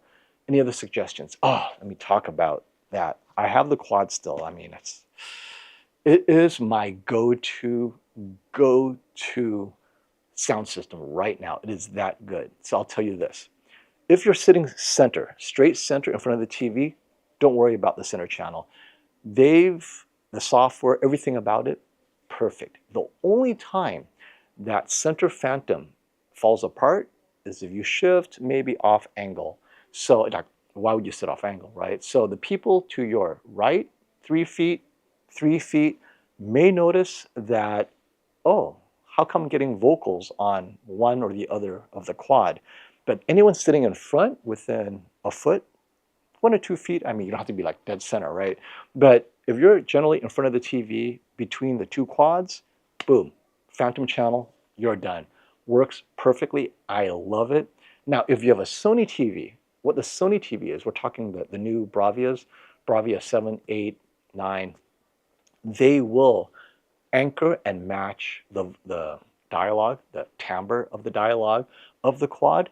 So even if you're off angle, the Sony TV will make up that difference, and then suddenly you have yourself that center. So Sony TV plus quad, The Sony TV optionally could be the center channel and it matches it fine. I've tested it, works perfectly, but I don't need it. I prefer just on and we're good to go. But if you have those that sit to your left and right and they're complaining, then you could turn on the vocal channel on the Sony TV and you're good. Now, here's what I like about the quad. Subwoofer always adds oomph, but I think it's good enough that you may consider just playing without it. And if you really are missing something, then get the SW5. But I'd say get it without it to start. The only thing that I spoke to Sony is they just need a slightly more powerful subwoofer. I felt that the Q990B had a better subwoofer than the SW5. The SW5 goes a little bit deeper, but it's kind of like muffled rumble, right? The 990B, it's a sharp drop. There's no low rumble, but it hits harder up to where it can go. And I think that was more impactful for me. So the 990B, let's just start there. It's a very good soundbar. I had that one for a few months. I reviewed it. I really liked it. And ever since the 990B, 990C, 990D, same system every year. They just add an additional feature here and there, but the sound quality is exactly the same. It is my go-to recommendation.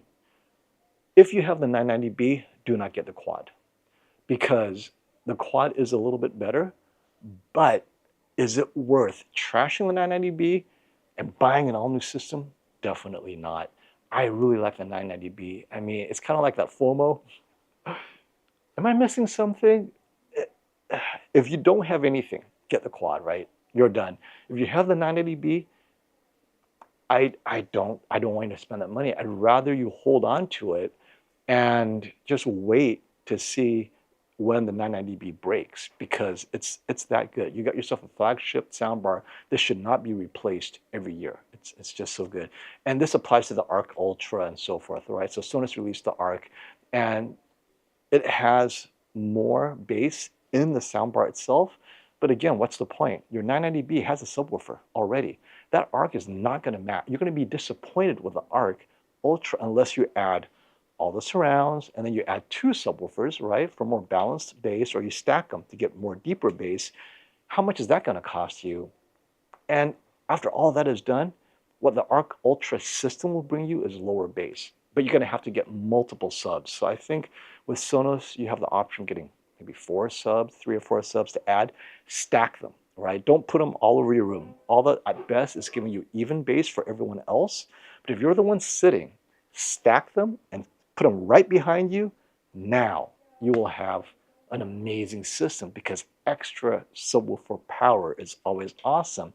And that would be the upgrade, is the Arc Ultra, multiple subs, more than 2, stack them near field. Okay.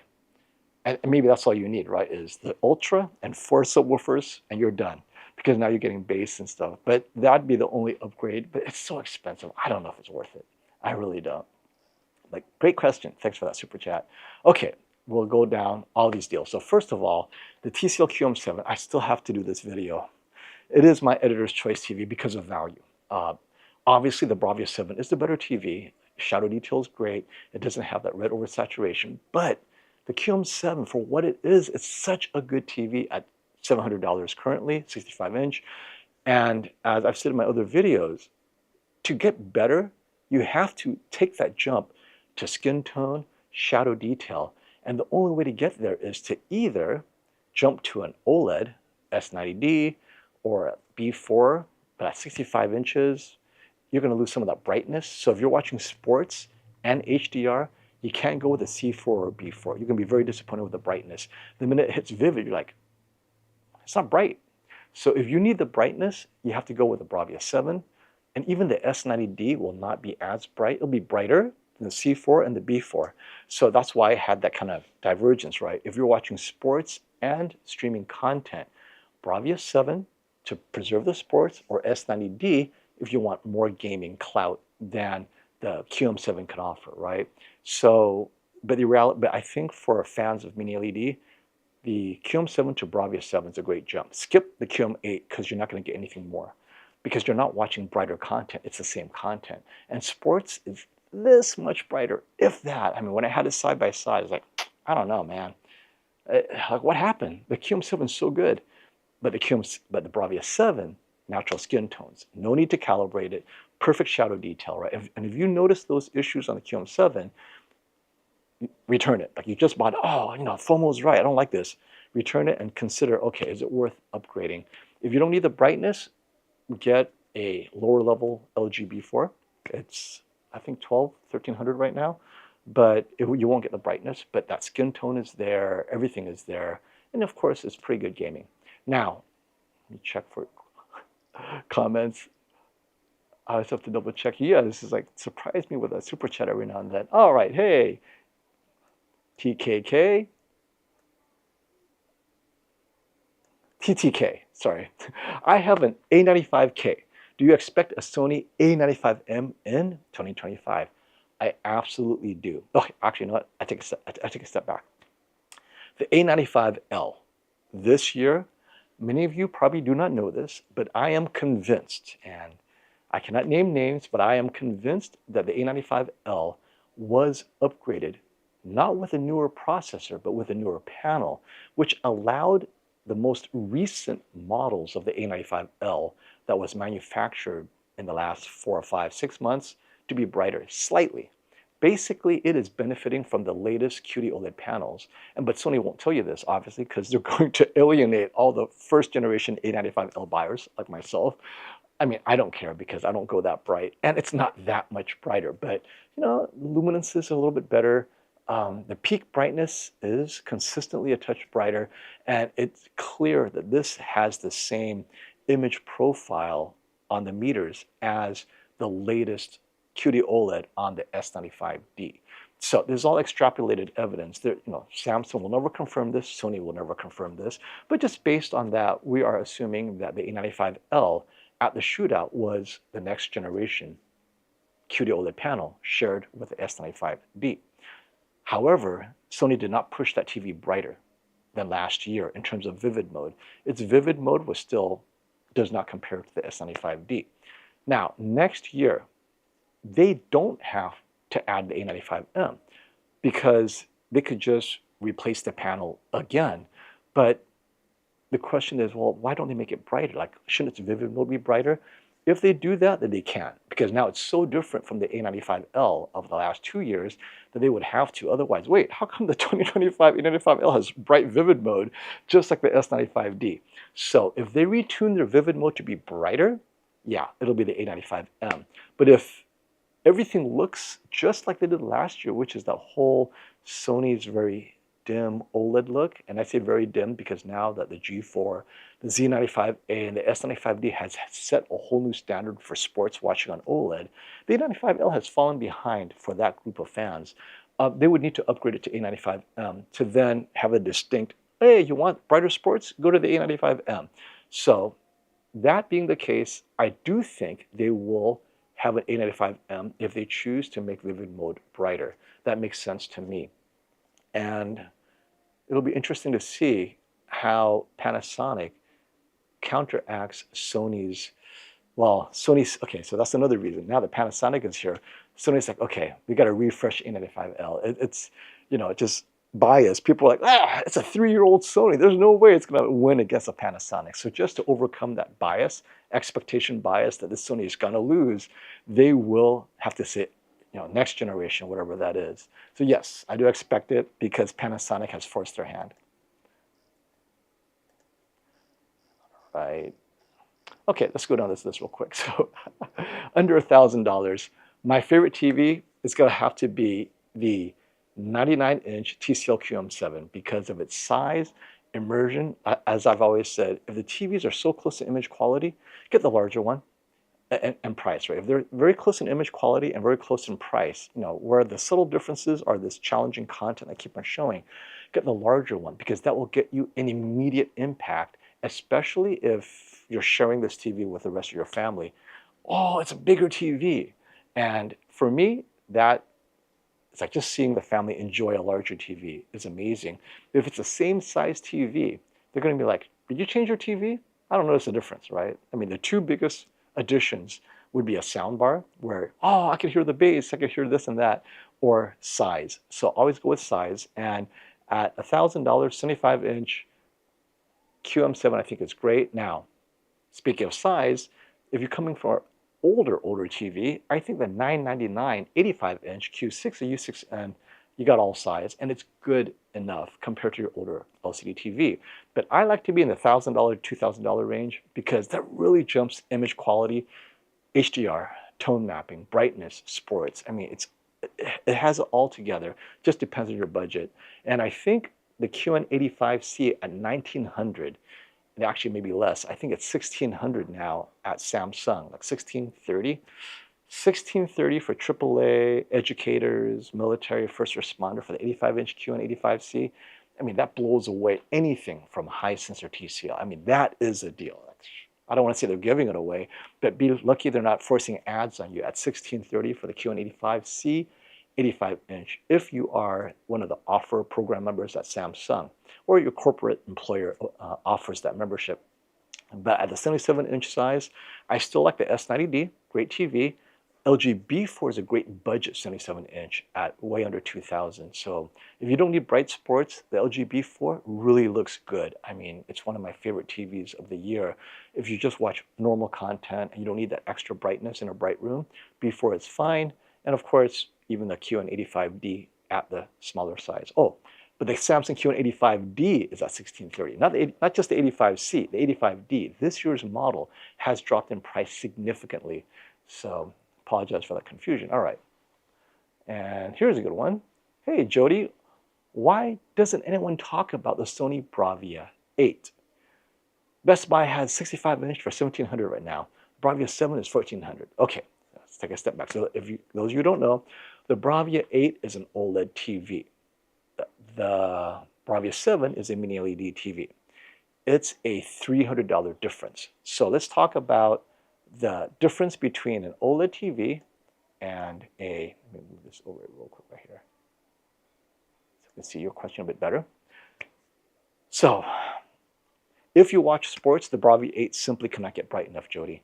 Now, if you don't watch sports, I heartily agree.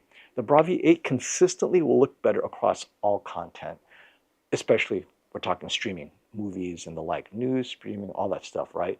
But sports, it won't get bright enough in a bright room. Its vivid mode is slightly brighter. So this is why I was very focused in my review on the Bravia 7. This is an all-around TV, right? Streaming stuff, it's definitely good enough. It's very good. Not to the level of OLED, but then its sports makes up the difference. If you don't watch any sports at all, is it worth that extra $300? And that is, only you can answer that value question. But you're not losing much at $1,400. That $300 is giving you slightly better contrast in all conditions. You don't ever get blooming. You're going to get amazing specular highlights, right? You know, the star field looks great, but what are you watching? If you're watching mostly movies off of Netflix, you're not going to notice the huge difference, in my opinion. Now, if you are gaming, I think the Bravia 8 is going to give you better input lag, so that's great. If you are critical cinema enthusiast and you plan to have your TV calibrated, then you will never get the blooming issues that a critical watcher will notice, and that's worth $300. But if you're a regular everyday Joe, I'd save the $300. I definitely would, and just get the Bravia 7 because regular Joe watches a lot of sports, and you will love the vivid mode. I really like what they did with how they did vivid for sports watching. I'm a huge, huge fan. Thank you for that question. That's a good one.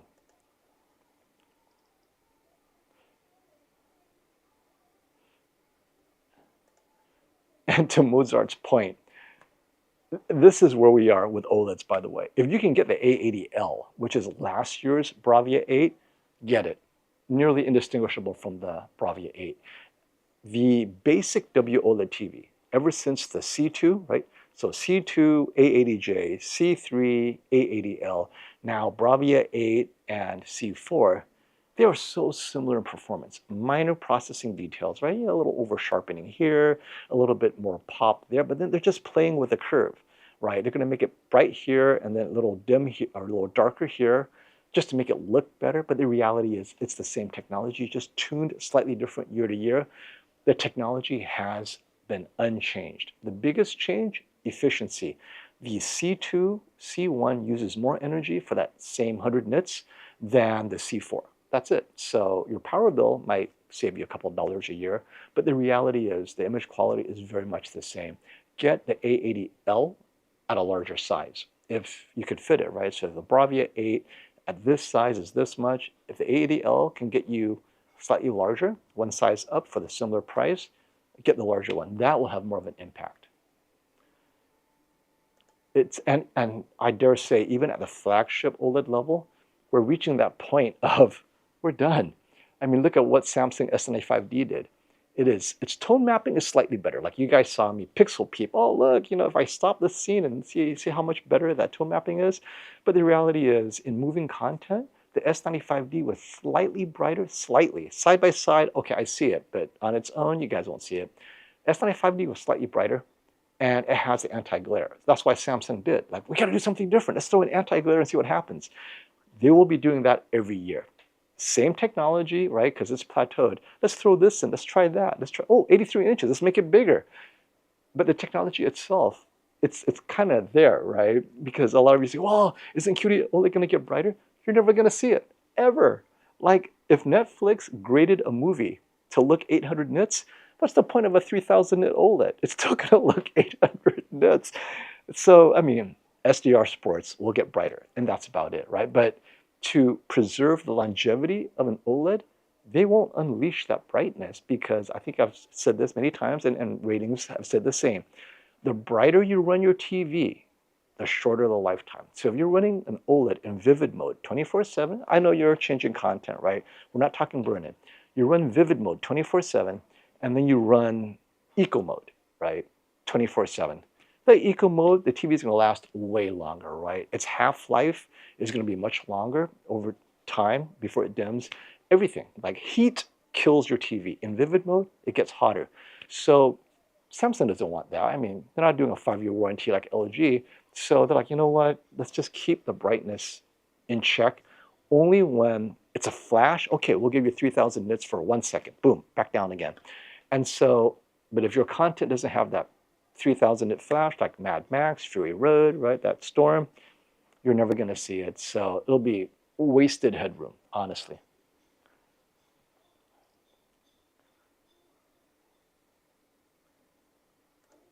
And Sony, Mozart has a point. Sony improved the performance of the Bravia 7, 9, A95L recently. You have one of those, you might consider updating the firmware.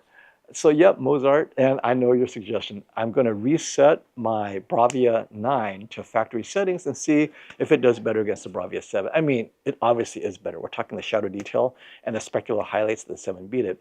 But the irony was the firmware that improved the performance. So the 7 and 9 had a firmware that destroyed performance, right? And then it had a firmware to fix the performance. And now it has a firmware to make it better. And honestly, I don't know where it's better. I'm going to have to look at other reviewers and look at the notes, but because they don't tell you specifically, oh, we did this and we added this many nits. The 7 and 9 already looks good. So if it's a firmware update, whether it's quote unquote performance, maybe gaming, maybe, I don't know. The 7 and 9 looks very good already. But if you know what the performance improvements are, Mozart, let me know and I'll take a look at it.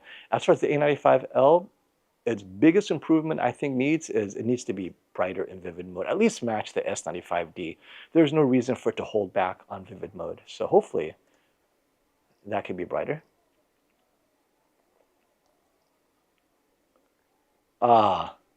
This is a great question. I'd like to see a TV comparison for streaming content quality, since that's what most people do now. So many variables. I've spoken at length to other reviewers who attempted this, right? And Classy and I talk about this all the time. Assuming perfect gigabit connection, assuming not a bunch of people logging on to that platform at the same time. Let's say you have Fire Stick, Roku Stick, the new Chromecast dongle by Google, and you have internal app. Okay, this is all streaming. And they all have variations of quality. Assuming all of them have perfect high bitrate availability on the internet, and assuming you're the only person on the internet accessing Netflix, then technically Apple TV appears to consistently deliver the highest bit rate, consistency, and then Fire TV, and then everyone else is a jumble. But here's the thing. We're just talking about bit rate. If you freeze the frame and look at the image quality, you'll be hard-pressed to tell the difference. And I think it comes down to people complain about their streaming content. It's because if you're watching a show that everyone's watching at the same time you are, Netflix will drop the bandwidth down to make sure everyone gets it, but that means you go from 4K to 1080p. Like, have you noticed? Like, wait a minute, wasn't it 4K just yesterday? Why is it 1080p now, right? Like, what happened? There's so many variables. Assuming all ideal situation, generally, Apple TV is better than internal apps, generally, and mostly because you can control a lot of things. Like, I like external plug-in sticks because I can control HDR. I can get rid of Dolby Vision because sometimes Dolby Vision makes it worse. And I can get rid of HDR and have native SDR in sports because sometimes the native sports SDR looks more natural than the forced HDR on sports conversion. But on an internal app, you have no control at all. It's whatever the app decides. And if the app maker decides not to update its app in the TV, you're stuck with an old app. Whereas on the Apple TV or whatever, they will update that first because there's more people on it or whatever, right? So I think I can give you a generality, cars and cats. Apple TV consistently across whatever platform is good, but that's why it's expensive. Second is Fire TV if you watch a lot of Amazon Prime, which makes sense. But Amazon Prime natively on Sony, now that the Bravia 7, 8, and 9 have Amazon calibrated mode, I prefer that. I really like Amazon calibrated mode on the Bravia 7, 8, and 9, although I'm not normally a Prime watcher. In testing it, boy, when it went from movies to sports, sports immediately looked like a better vivid mode, right? Natural skin tones, whatever. I didn't have to change it to vivid mode. It did it on its own, but it still says calibrated. So the TV itself, speaking to Prime servers, the Prime server will say, hey, you need to be brighter for this. Boom, it gets brighter. Or you need to do this. So on the sports, it increased the motion interpolation. Like, I had to have to change the settings. It was pretty consistent. Now, TV shows, older shows, it look the same. It's really going from filmmaker mode to sports. The TV does that automatically, which I really appreciated. So, I mean, that's something that is developing across all brands internally. For now, I would say the Sony Bravia 7, 8, 9 has the best internal Prime app, bar none, because they work so closely with Prime on that. So hopefully that answers your question, cars and cats. But you're not going to see reviews that is helpful to you because you cannot take all those variables. Okay, so for built-in app, Bravia 7, 8, and 9 then? Well, only if you watch a lot of Prime. Netflix built-in, I think it looks fine, but I can't stop Dolby Vision. It will force, like, Netflix says Dolby Vision, it will be Dolby Vision. Whereas on Chromecast, if I felt the Dolby Vision is too dark, I could turn off HDR and boom, I have the SDR version of, what is it? That Game of Thrones offshoot, I forgot, House of Dragons. House of Dragons, SDR looks better in some episodes. So on the Chromecast or Roku, oh, I just watched the SDR version. Oh, looks much better. I can see everything now. But on the Sony internal app, I'm stuck with the dark Dolby Vision HDR that Netflix forces me to watch because I can't change that, right? And, you know, I guess I could play with the gamma and increase or decrease the gamma to make it brighter. But if I'm not sophisticated, I'll be like, oh, this is so dark. Maybe it's my internal app. But yeah, if you are a Amazon Prime watcher, yeah, 7, 8, and 9, you're done. Because they have TV shows, or rather, they have like a cable approach to showing old TV shows. And that looks great on Prime. So if you're a Prime member, all day long, definitely. All right. I'm trying to make it down this list. Okay, so you're looking at the prices. What separates 2024 TVs from 2025? Based on my expectations in 2025, knowing what's in the pipeline, I'd say get a 2024 TV for less, unless you want even larger and you can't afford it now. Waiting will get you that larger TV at this image quality for the price you can afford. or 2, wide-angle viewing on a mini LED. But if you're shopping OLED, whether it's QD-OLED or WOLED, right, LG, buy it now. Unless you need the 83-inch QD-OLED, which we think will come in 2025, that's one exception. Or you don't like the anti-glare of the S95D, you can wait to 2025 for it to come out. But other than that, the jump in performance from here to 2025, this is it. Golden age of TVs, my friend. Get the 2024, with the exception of 83-inch QD-OLED or wide-angle mini LED, or larger, cheaper. But it's hard to imagine, but it will get cheaper. $2,300 for a 98-inch QM7. $1,999 for a QM7 level? I mean, dang, how is OLED going to survive if people could fit that size TV in their room? Okay. And hey, Arian, let me take this out. It's so hard to see. I'll just put it aside right here. Actually, I'll put it over. I could move myself around here. This is much better. There we go. Okay. Actually, you know what? I think we're done there. We'll wrap up with your questions, and then I'll let you all enjoy your weekend. And thank you again, everyone, for coming by. Okay. Let's see what you got here. Just got and already bought my TV, a 55-inch QM7. $500, right? Obviously not perfect, but for the $500 range, it's crazy good, especially with the PS5 Pro. Yeah, like I said, I think the QM7 performs just like the QM8 on the PS5. Classic. So PS5 Pro, no change. I really like how the QM8 looks playing Wukong. If I was to choose one TV to play Wukong, the first choice would be the Hisense U9N 75-inch, but it doesn't come anything smaller. At the 55-inch, $500, this is the console TV. Let me take a deep breath. If you want an affordable console HDR TV, you can't beat $500 for a mini LED QM7. You really can't. There's nothing out there. I know Samsung is great at making mini LED TVs for gaming, but it starts at $1,000, half the price. Boom. Any of you out there who want to get a good 55-inch for gaming, mini LED, that's the one. You don't have to worry about burn-in. I mean, it's bright. The input lag is good enough. Oh, so good. Okay, Sony X90L for $1,800, 85-inch, or QM7? I would say X90L, $1,800, 85-inch. This is why. Last year, I did an X90L comparison to last year's QM8, which is very similar to this year's QM7. And the X90L, other than black levels, right? Slightly higher black level, but when it's a full screen, that 85-inch better. Skin tones, shadow, I mean, just everything about it, it's natural. I didn't like it initially because it was so expensive, but now that its real price has hit, $1,800 for the 85-inch. Now, but consider this, Abel. You know what's also $1,800 at 85-inch mini LED? The Samsung QN85D or 85C. Either one of them will be better than the Sony. So especially if you're planning to game on it, the QN85D 85C with Game Motion Plus, it is an amazing TV compared to the X90L. It has all the color accuracy of the Sony, not that kind of red saturation craziness of the QM7, but it also has the gaming chops if you're a casual gamer. But if you don't care about gaming, I think you're fine with the Sony. I like the Sony.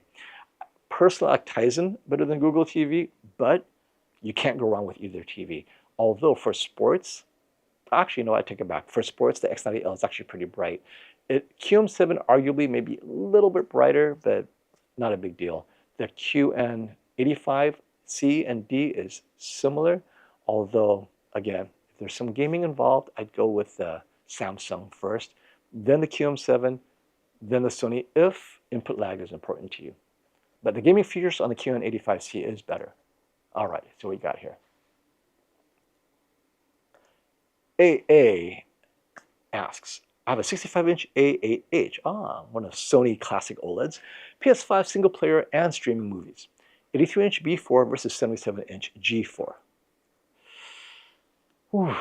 So you're going to get great HDR impact for your PS5 as So unlike movie content creators, game developers are pushing HDR impact.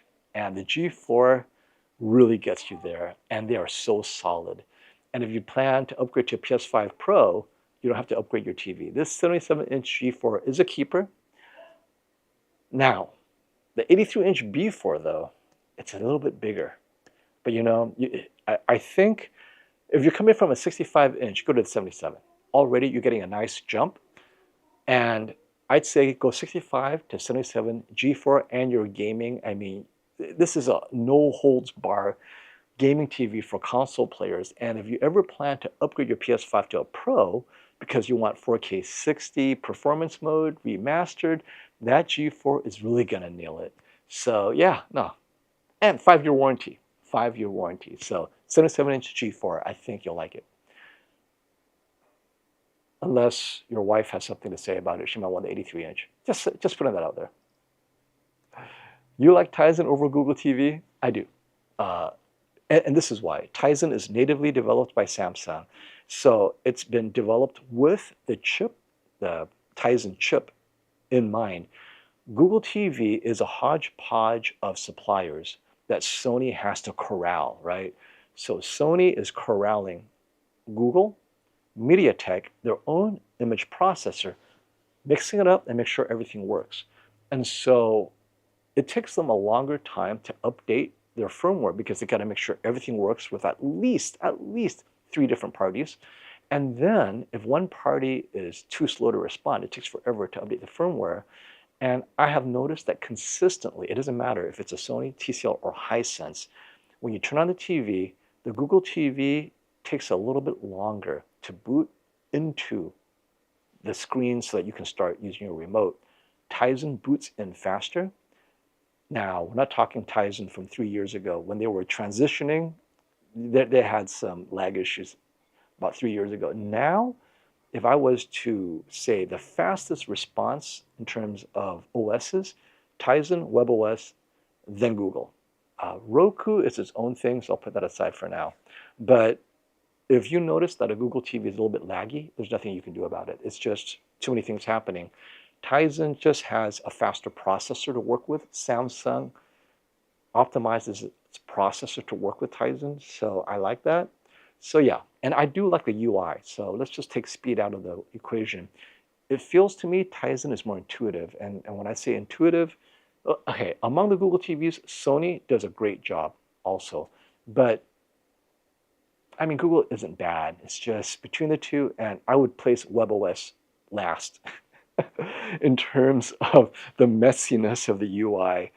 I used to be in UI design, and WebOS is just all over the place. I don't know. I don't know who's designing their UI, but Tizen has an intuitive UI that works well. Google TV would be next, and then comes WebOS. But the combination of snappiness and UI, I do like Tizen a bit better. But it's very personal. Like my parents, I use my parents as a measure of how simple something is. They could boom, boom, boom, go through Tizen like that.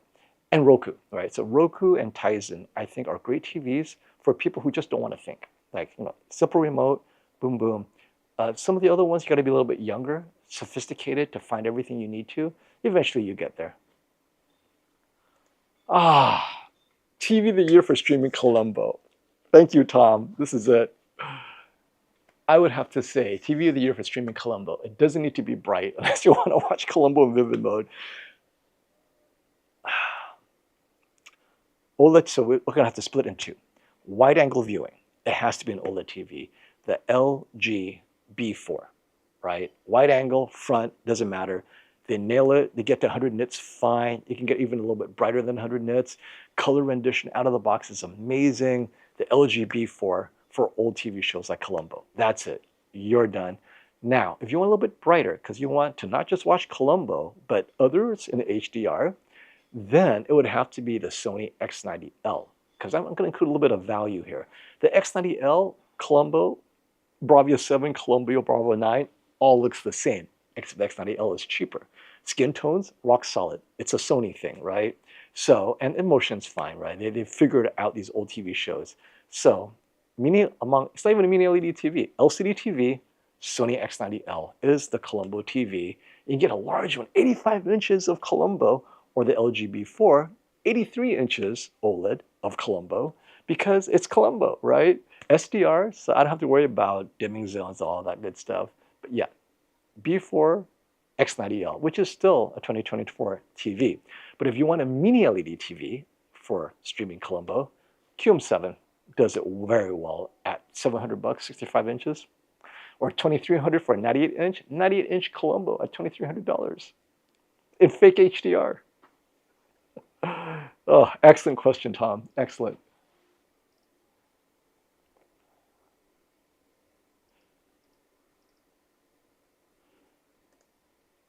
FOMO, any news on any 2025 TVs? Alonso, where you been? Literally, my first 45 minutes was all about 2025 TVs. So once this stream is done, or you can go back now, just go back, and the first 30 minutes, that's all I talk about is 2025 TVs and all the news I know now. Now, obviously, we're going to get more leaks as the weeks go by. It's just a quick update for you guys. I will be at CES, like I am every year. And so as we get closer to CES, we will then meet with the actual manufacturers, Samsung Display, LG, Samsung Electronics, all of them. And we'll see what the specs are. Like right now it's the leaks, but I'm really excited to see Samsung Display. Shirag, hope you're watching. He will give us the scoop on what makes QD-OLED better this year, hopefully 83 inches. But he'll tell us all about what's what in terms of the actual panel technology. Now, how the individual TV makers apply that panel technology, that's a whole other thing. Like Sony holds back some of that brightness, right, for longevity reasons, probably. But that's another matter. But then we'll also talk to Sony. Sony will have an event not at CES per se, but during the time of CES. I think it's going to be an off-site event like last year. So to see what happens, like what's this new QD-OLED that we're all hoping, and Panasonic. I definitely will meet with Panasonic at CES to see confirmation that they will have QD-OLED, right? And just banging on the expectation for QD-OLED. Don't disappoint your fans, because if you're coming back to the USA, and I understand 2024, you came in late, just get excitement, but 2025, that's your official coming out party. It better be QD-OLED, or you're going to have natives with torches and pitchforks.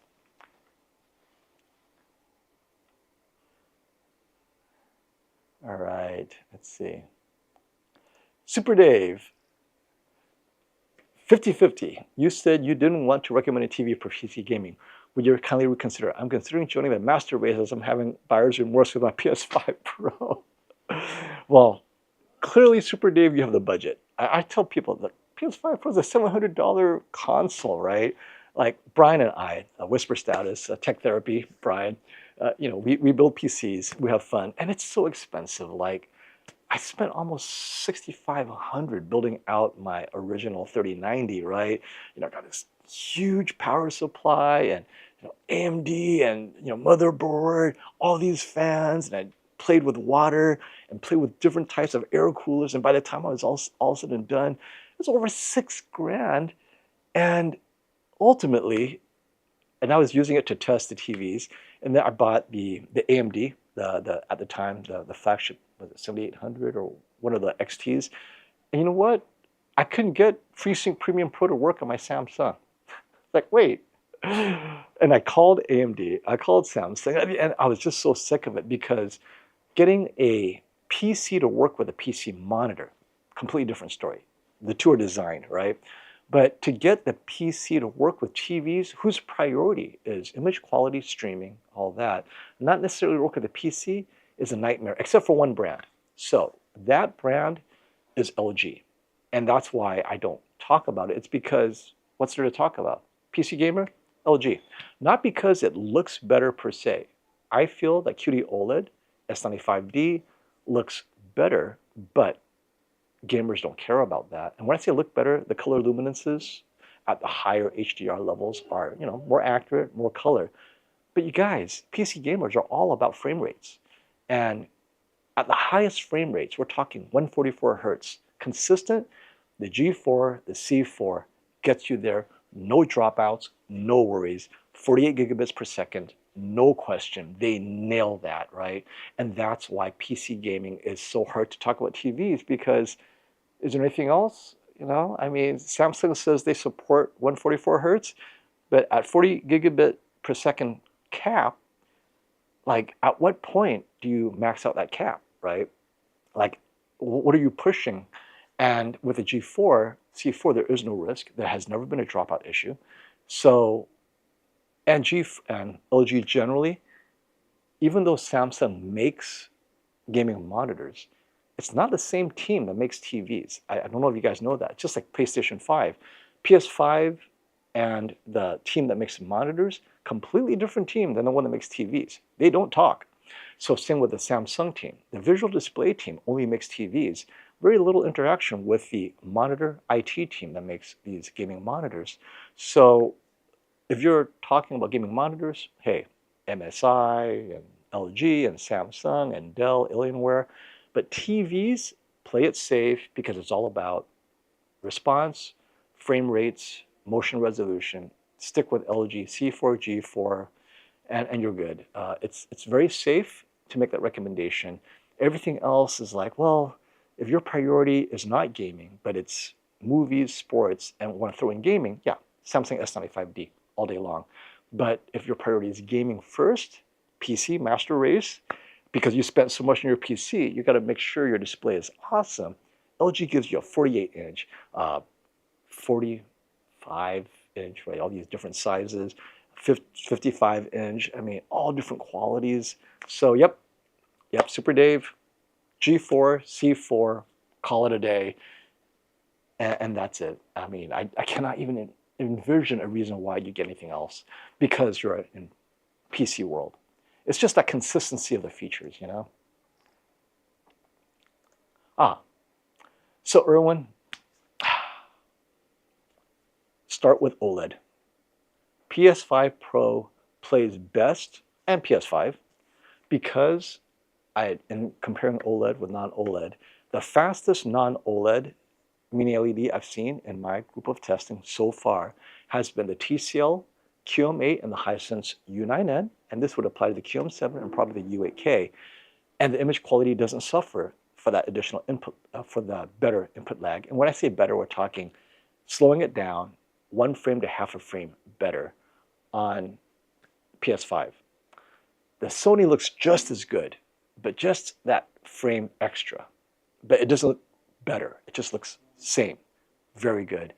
I do like the game bars on the TCL and the Hisense. It just feels like I can directly kind of control a few things.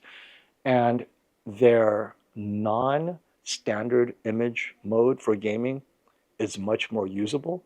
Sony, it only has really one mode, standard. Everything else is just unusable. I mean, just watch anyone's review, right? Standard mode is the only mode to play in for the Sony Bravia 7 and Bravia 9, and it really looks like HGIG mode, right? It looks very accurate, very filmic, and then RTS mode makes it a bit cooler, a little bit more contrasty, and that's it. On the QM8, you get more modes. So of all of them, I like the QM8's picture modes the most for usable gaming mode. The Hisense is like the Sony. It only has 2 modes. It has its own version of standard accurate mode, and then it has Black Myth Wukong mode, which is like the Sony's RTS mode. It's a little bit brighter, a little bit punchier, a little bit, it's a touch cooler. I like it though. I like playing Black Myth Wukong on the U9N the most of the TVs. But if you don't care about OLED or mini LED and you just want the better one, the Samsung S5D looks so good, or the S90D looks so good playing on both the PS5 and PS5 Pro. Now, in comparing the image quality, unless the games you're playing have been remastered and you play in performance mode, that's 4K 60 performance remastered, don't get the PS5 Pro, but the Samsung will give you everything, every improvement that you will see. It'll be on the Samsung the best, or LG's C4, G4, but the Samsung will give you the most color luminance for that. So yeah, but I do like how Samsung offers Game Motion Plus for 4K 30 so that you can make it smoother without adding the input lag issues of 4K 60 frame generation of Black Myth Wukong. So Black Myth Wukong, if you guys don't know, at performance mode, it's 4K 60, but frame generation, significantly increasing input lag. I think the input lag increase on the Samsung is less than that on the Wukong. So play that of the performance mode internally.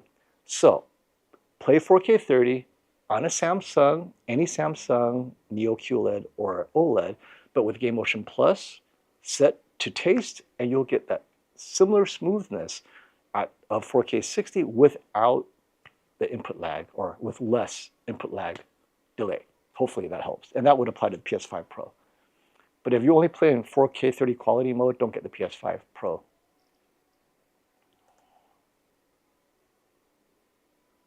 Hey, Foam, I'm looking at 77 inches. Oh, I think we have to wrap this up. I'm getting calls to have lunch. Hey, Foam, I'm looking. So, last two questions. Ziga, I'll answer your question, and I'm going to answer Kenny's question, and we'll call it a day. I'm sorry, guys. Like, wait, it's already 1:45. Hey, Foam, I'm looking for a 77-inch TV for living room. I'm only watching movies and sports. I'm currently looking at the S90D and the C4, but I'm from Europe. So is the S90 77-inch WOLED worth it over the C4? No. Get the C. If they're both WOLED, LG WOLED is basically the best of its breed, other than Sony and Panasonic for watching movies, LG for a little bit of everything, movies, gaming, and sports. Get the C4 and you're good to go. S90D is fine, but Samsung literally just added WOLED into its technology stack in the last year.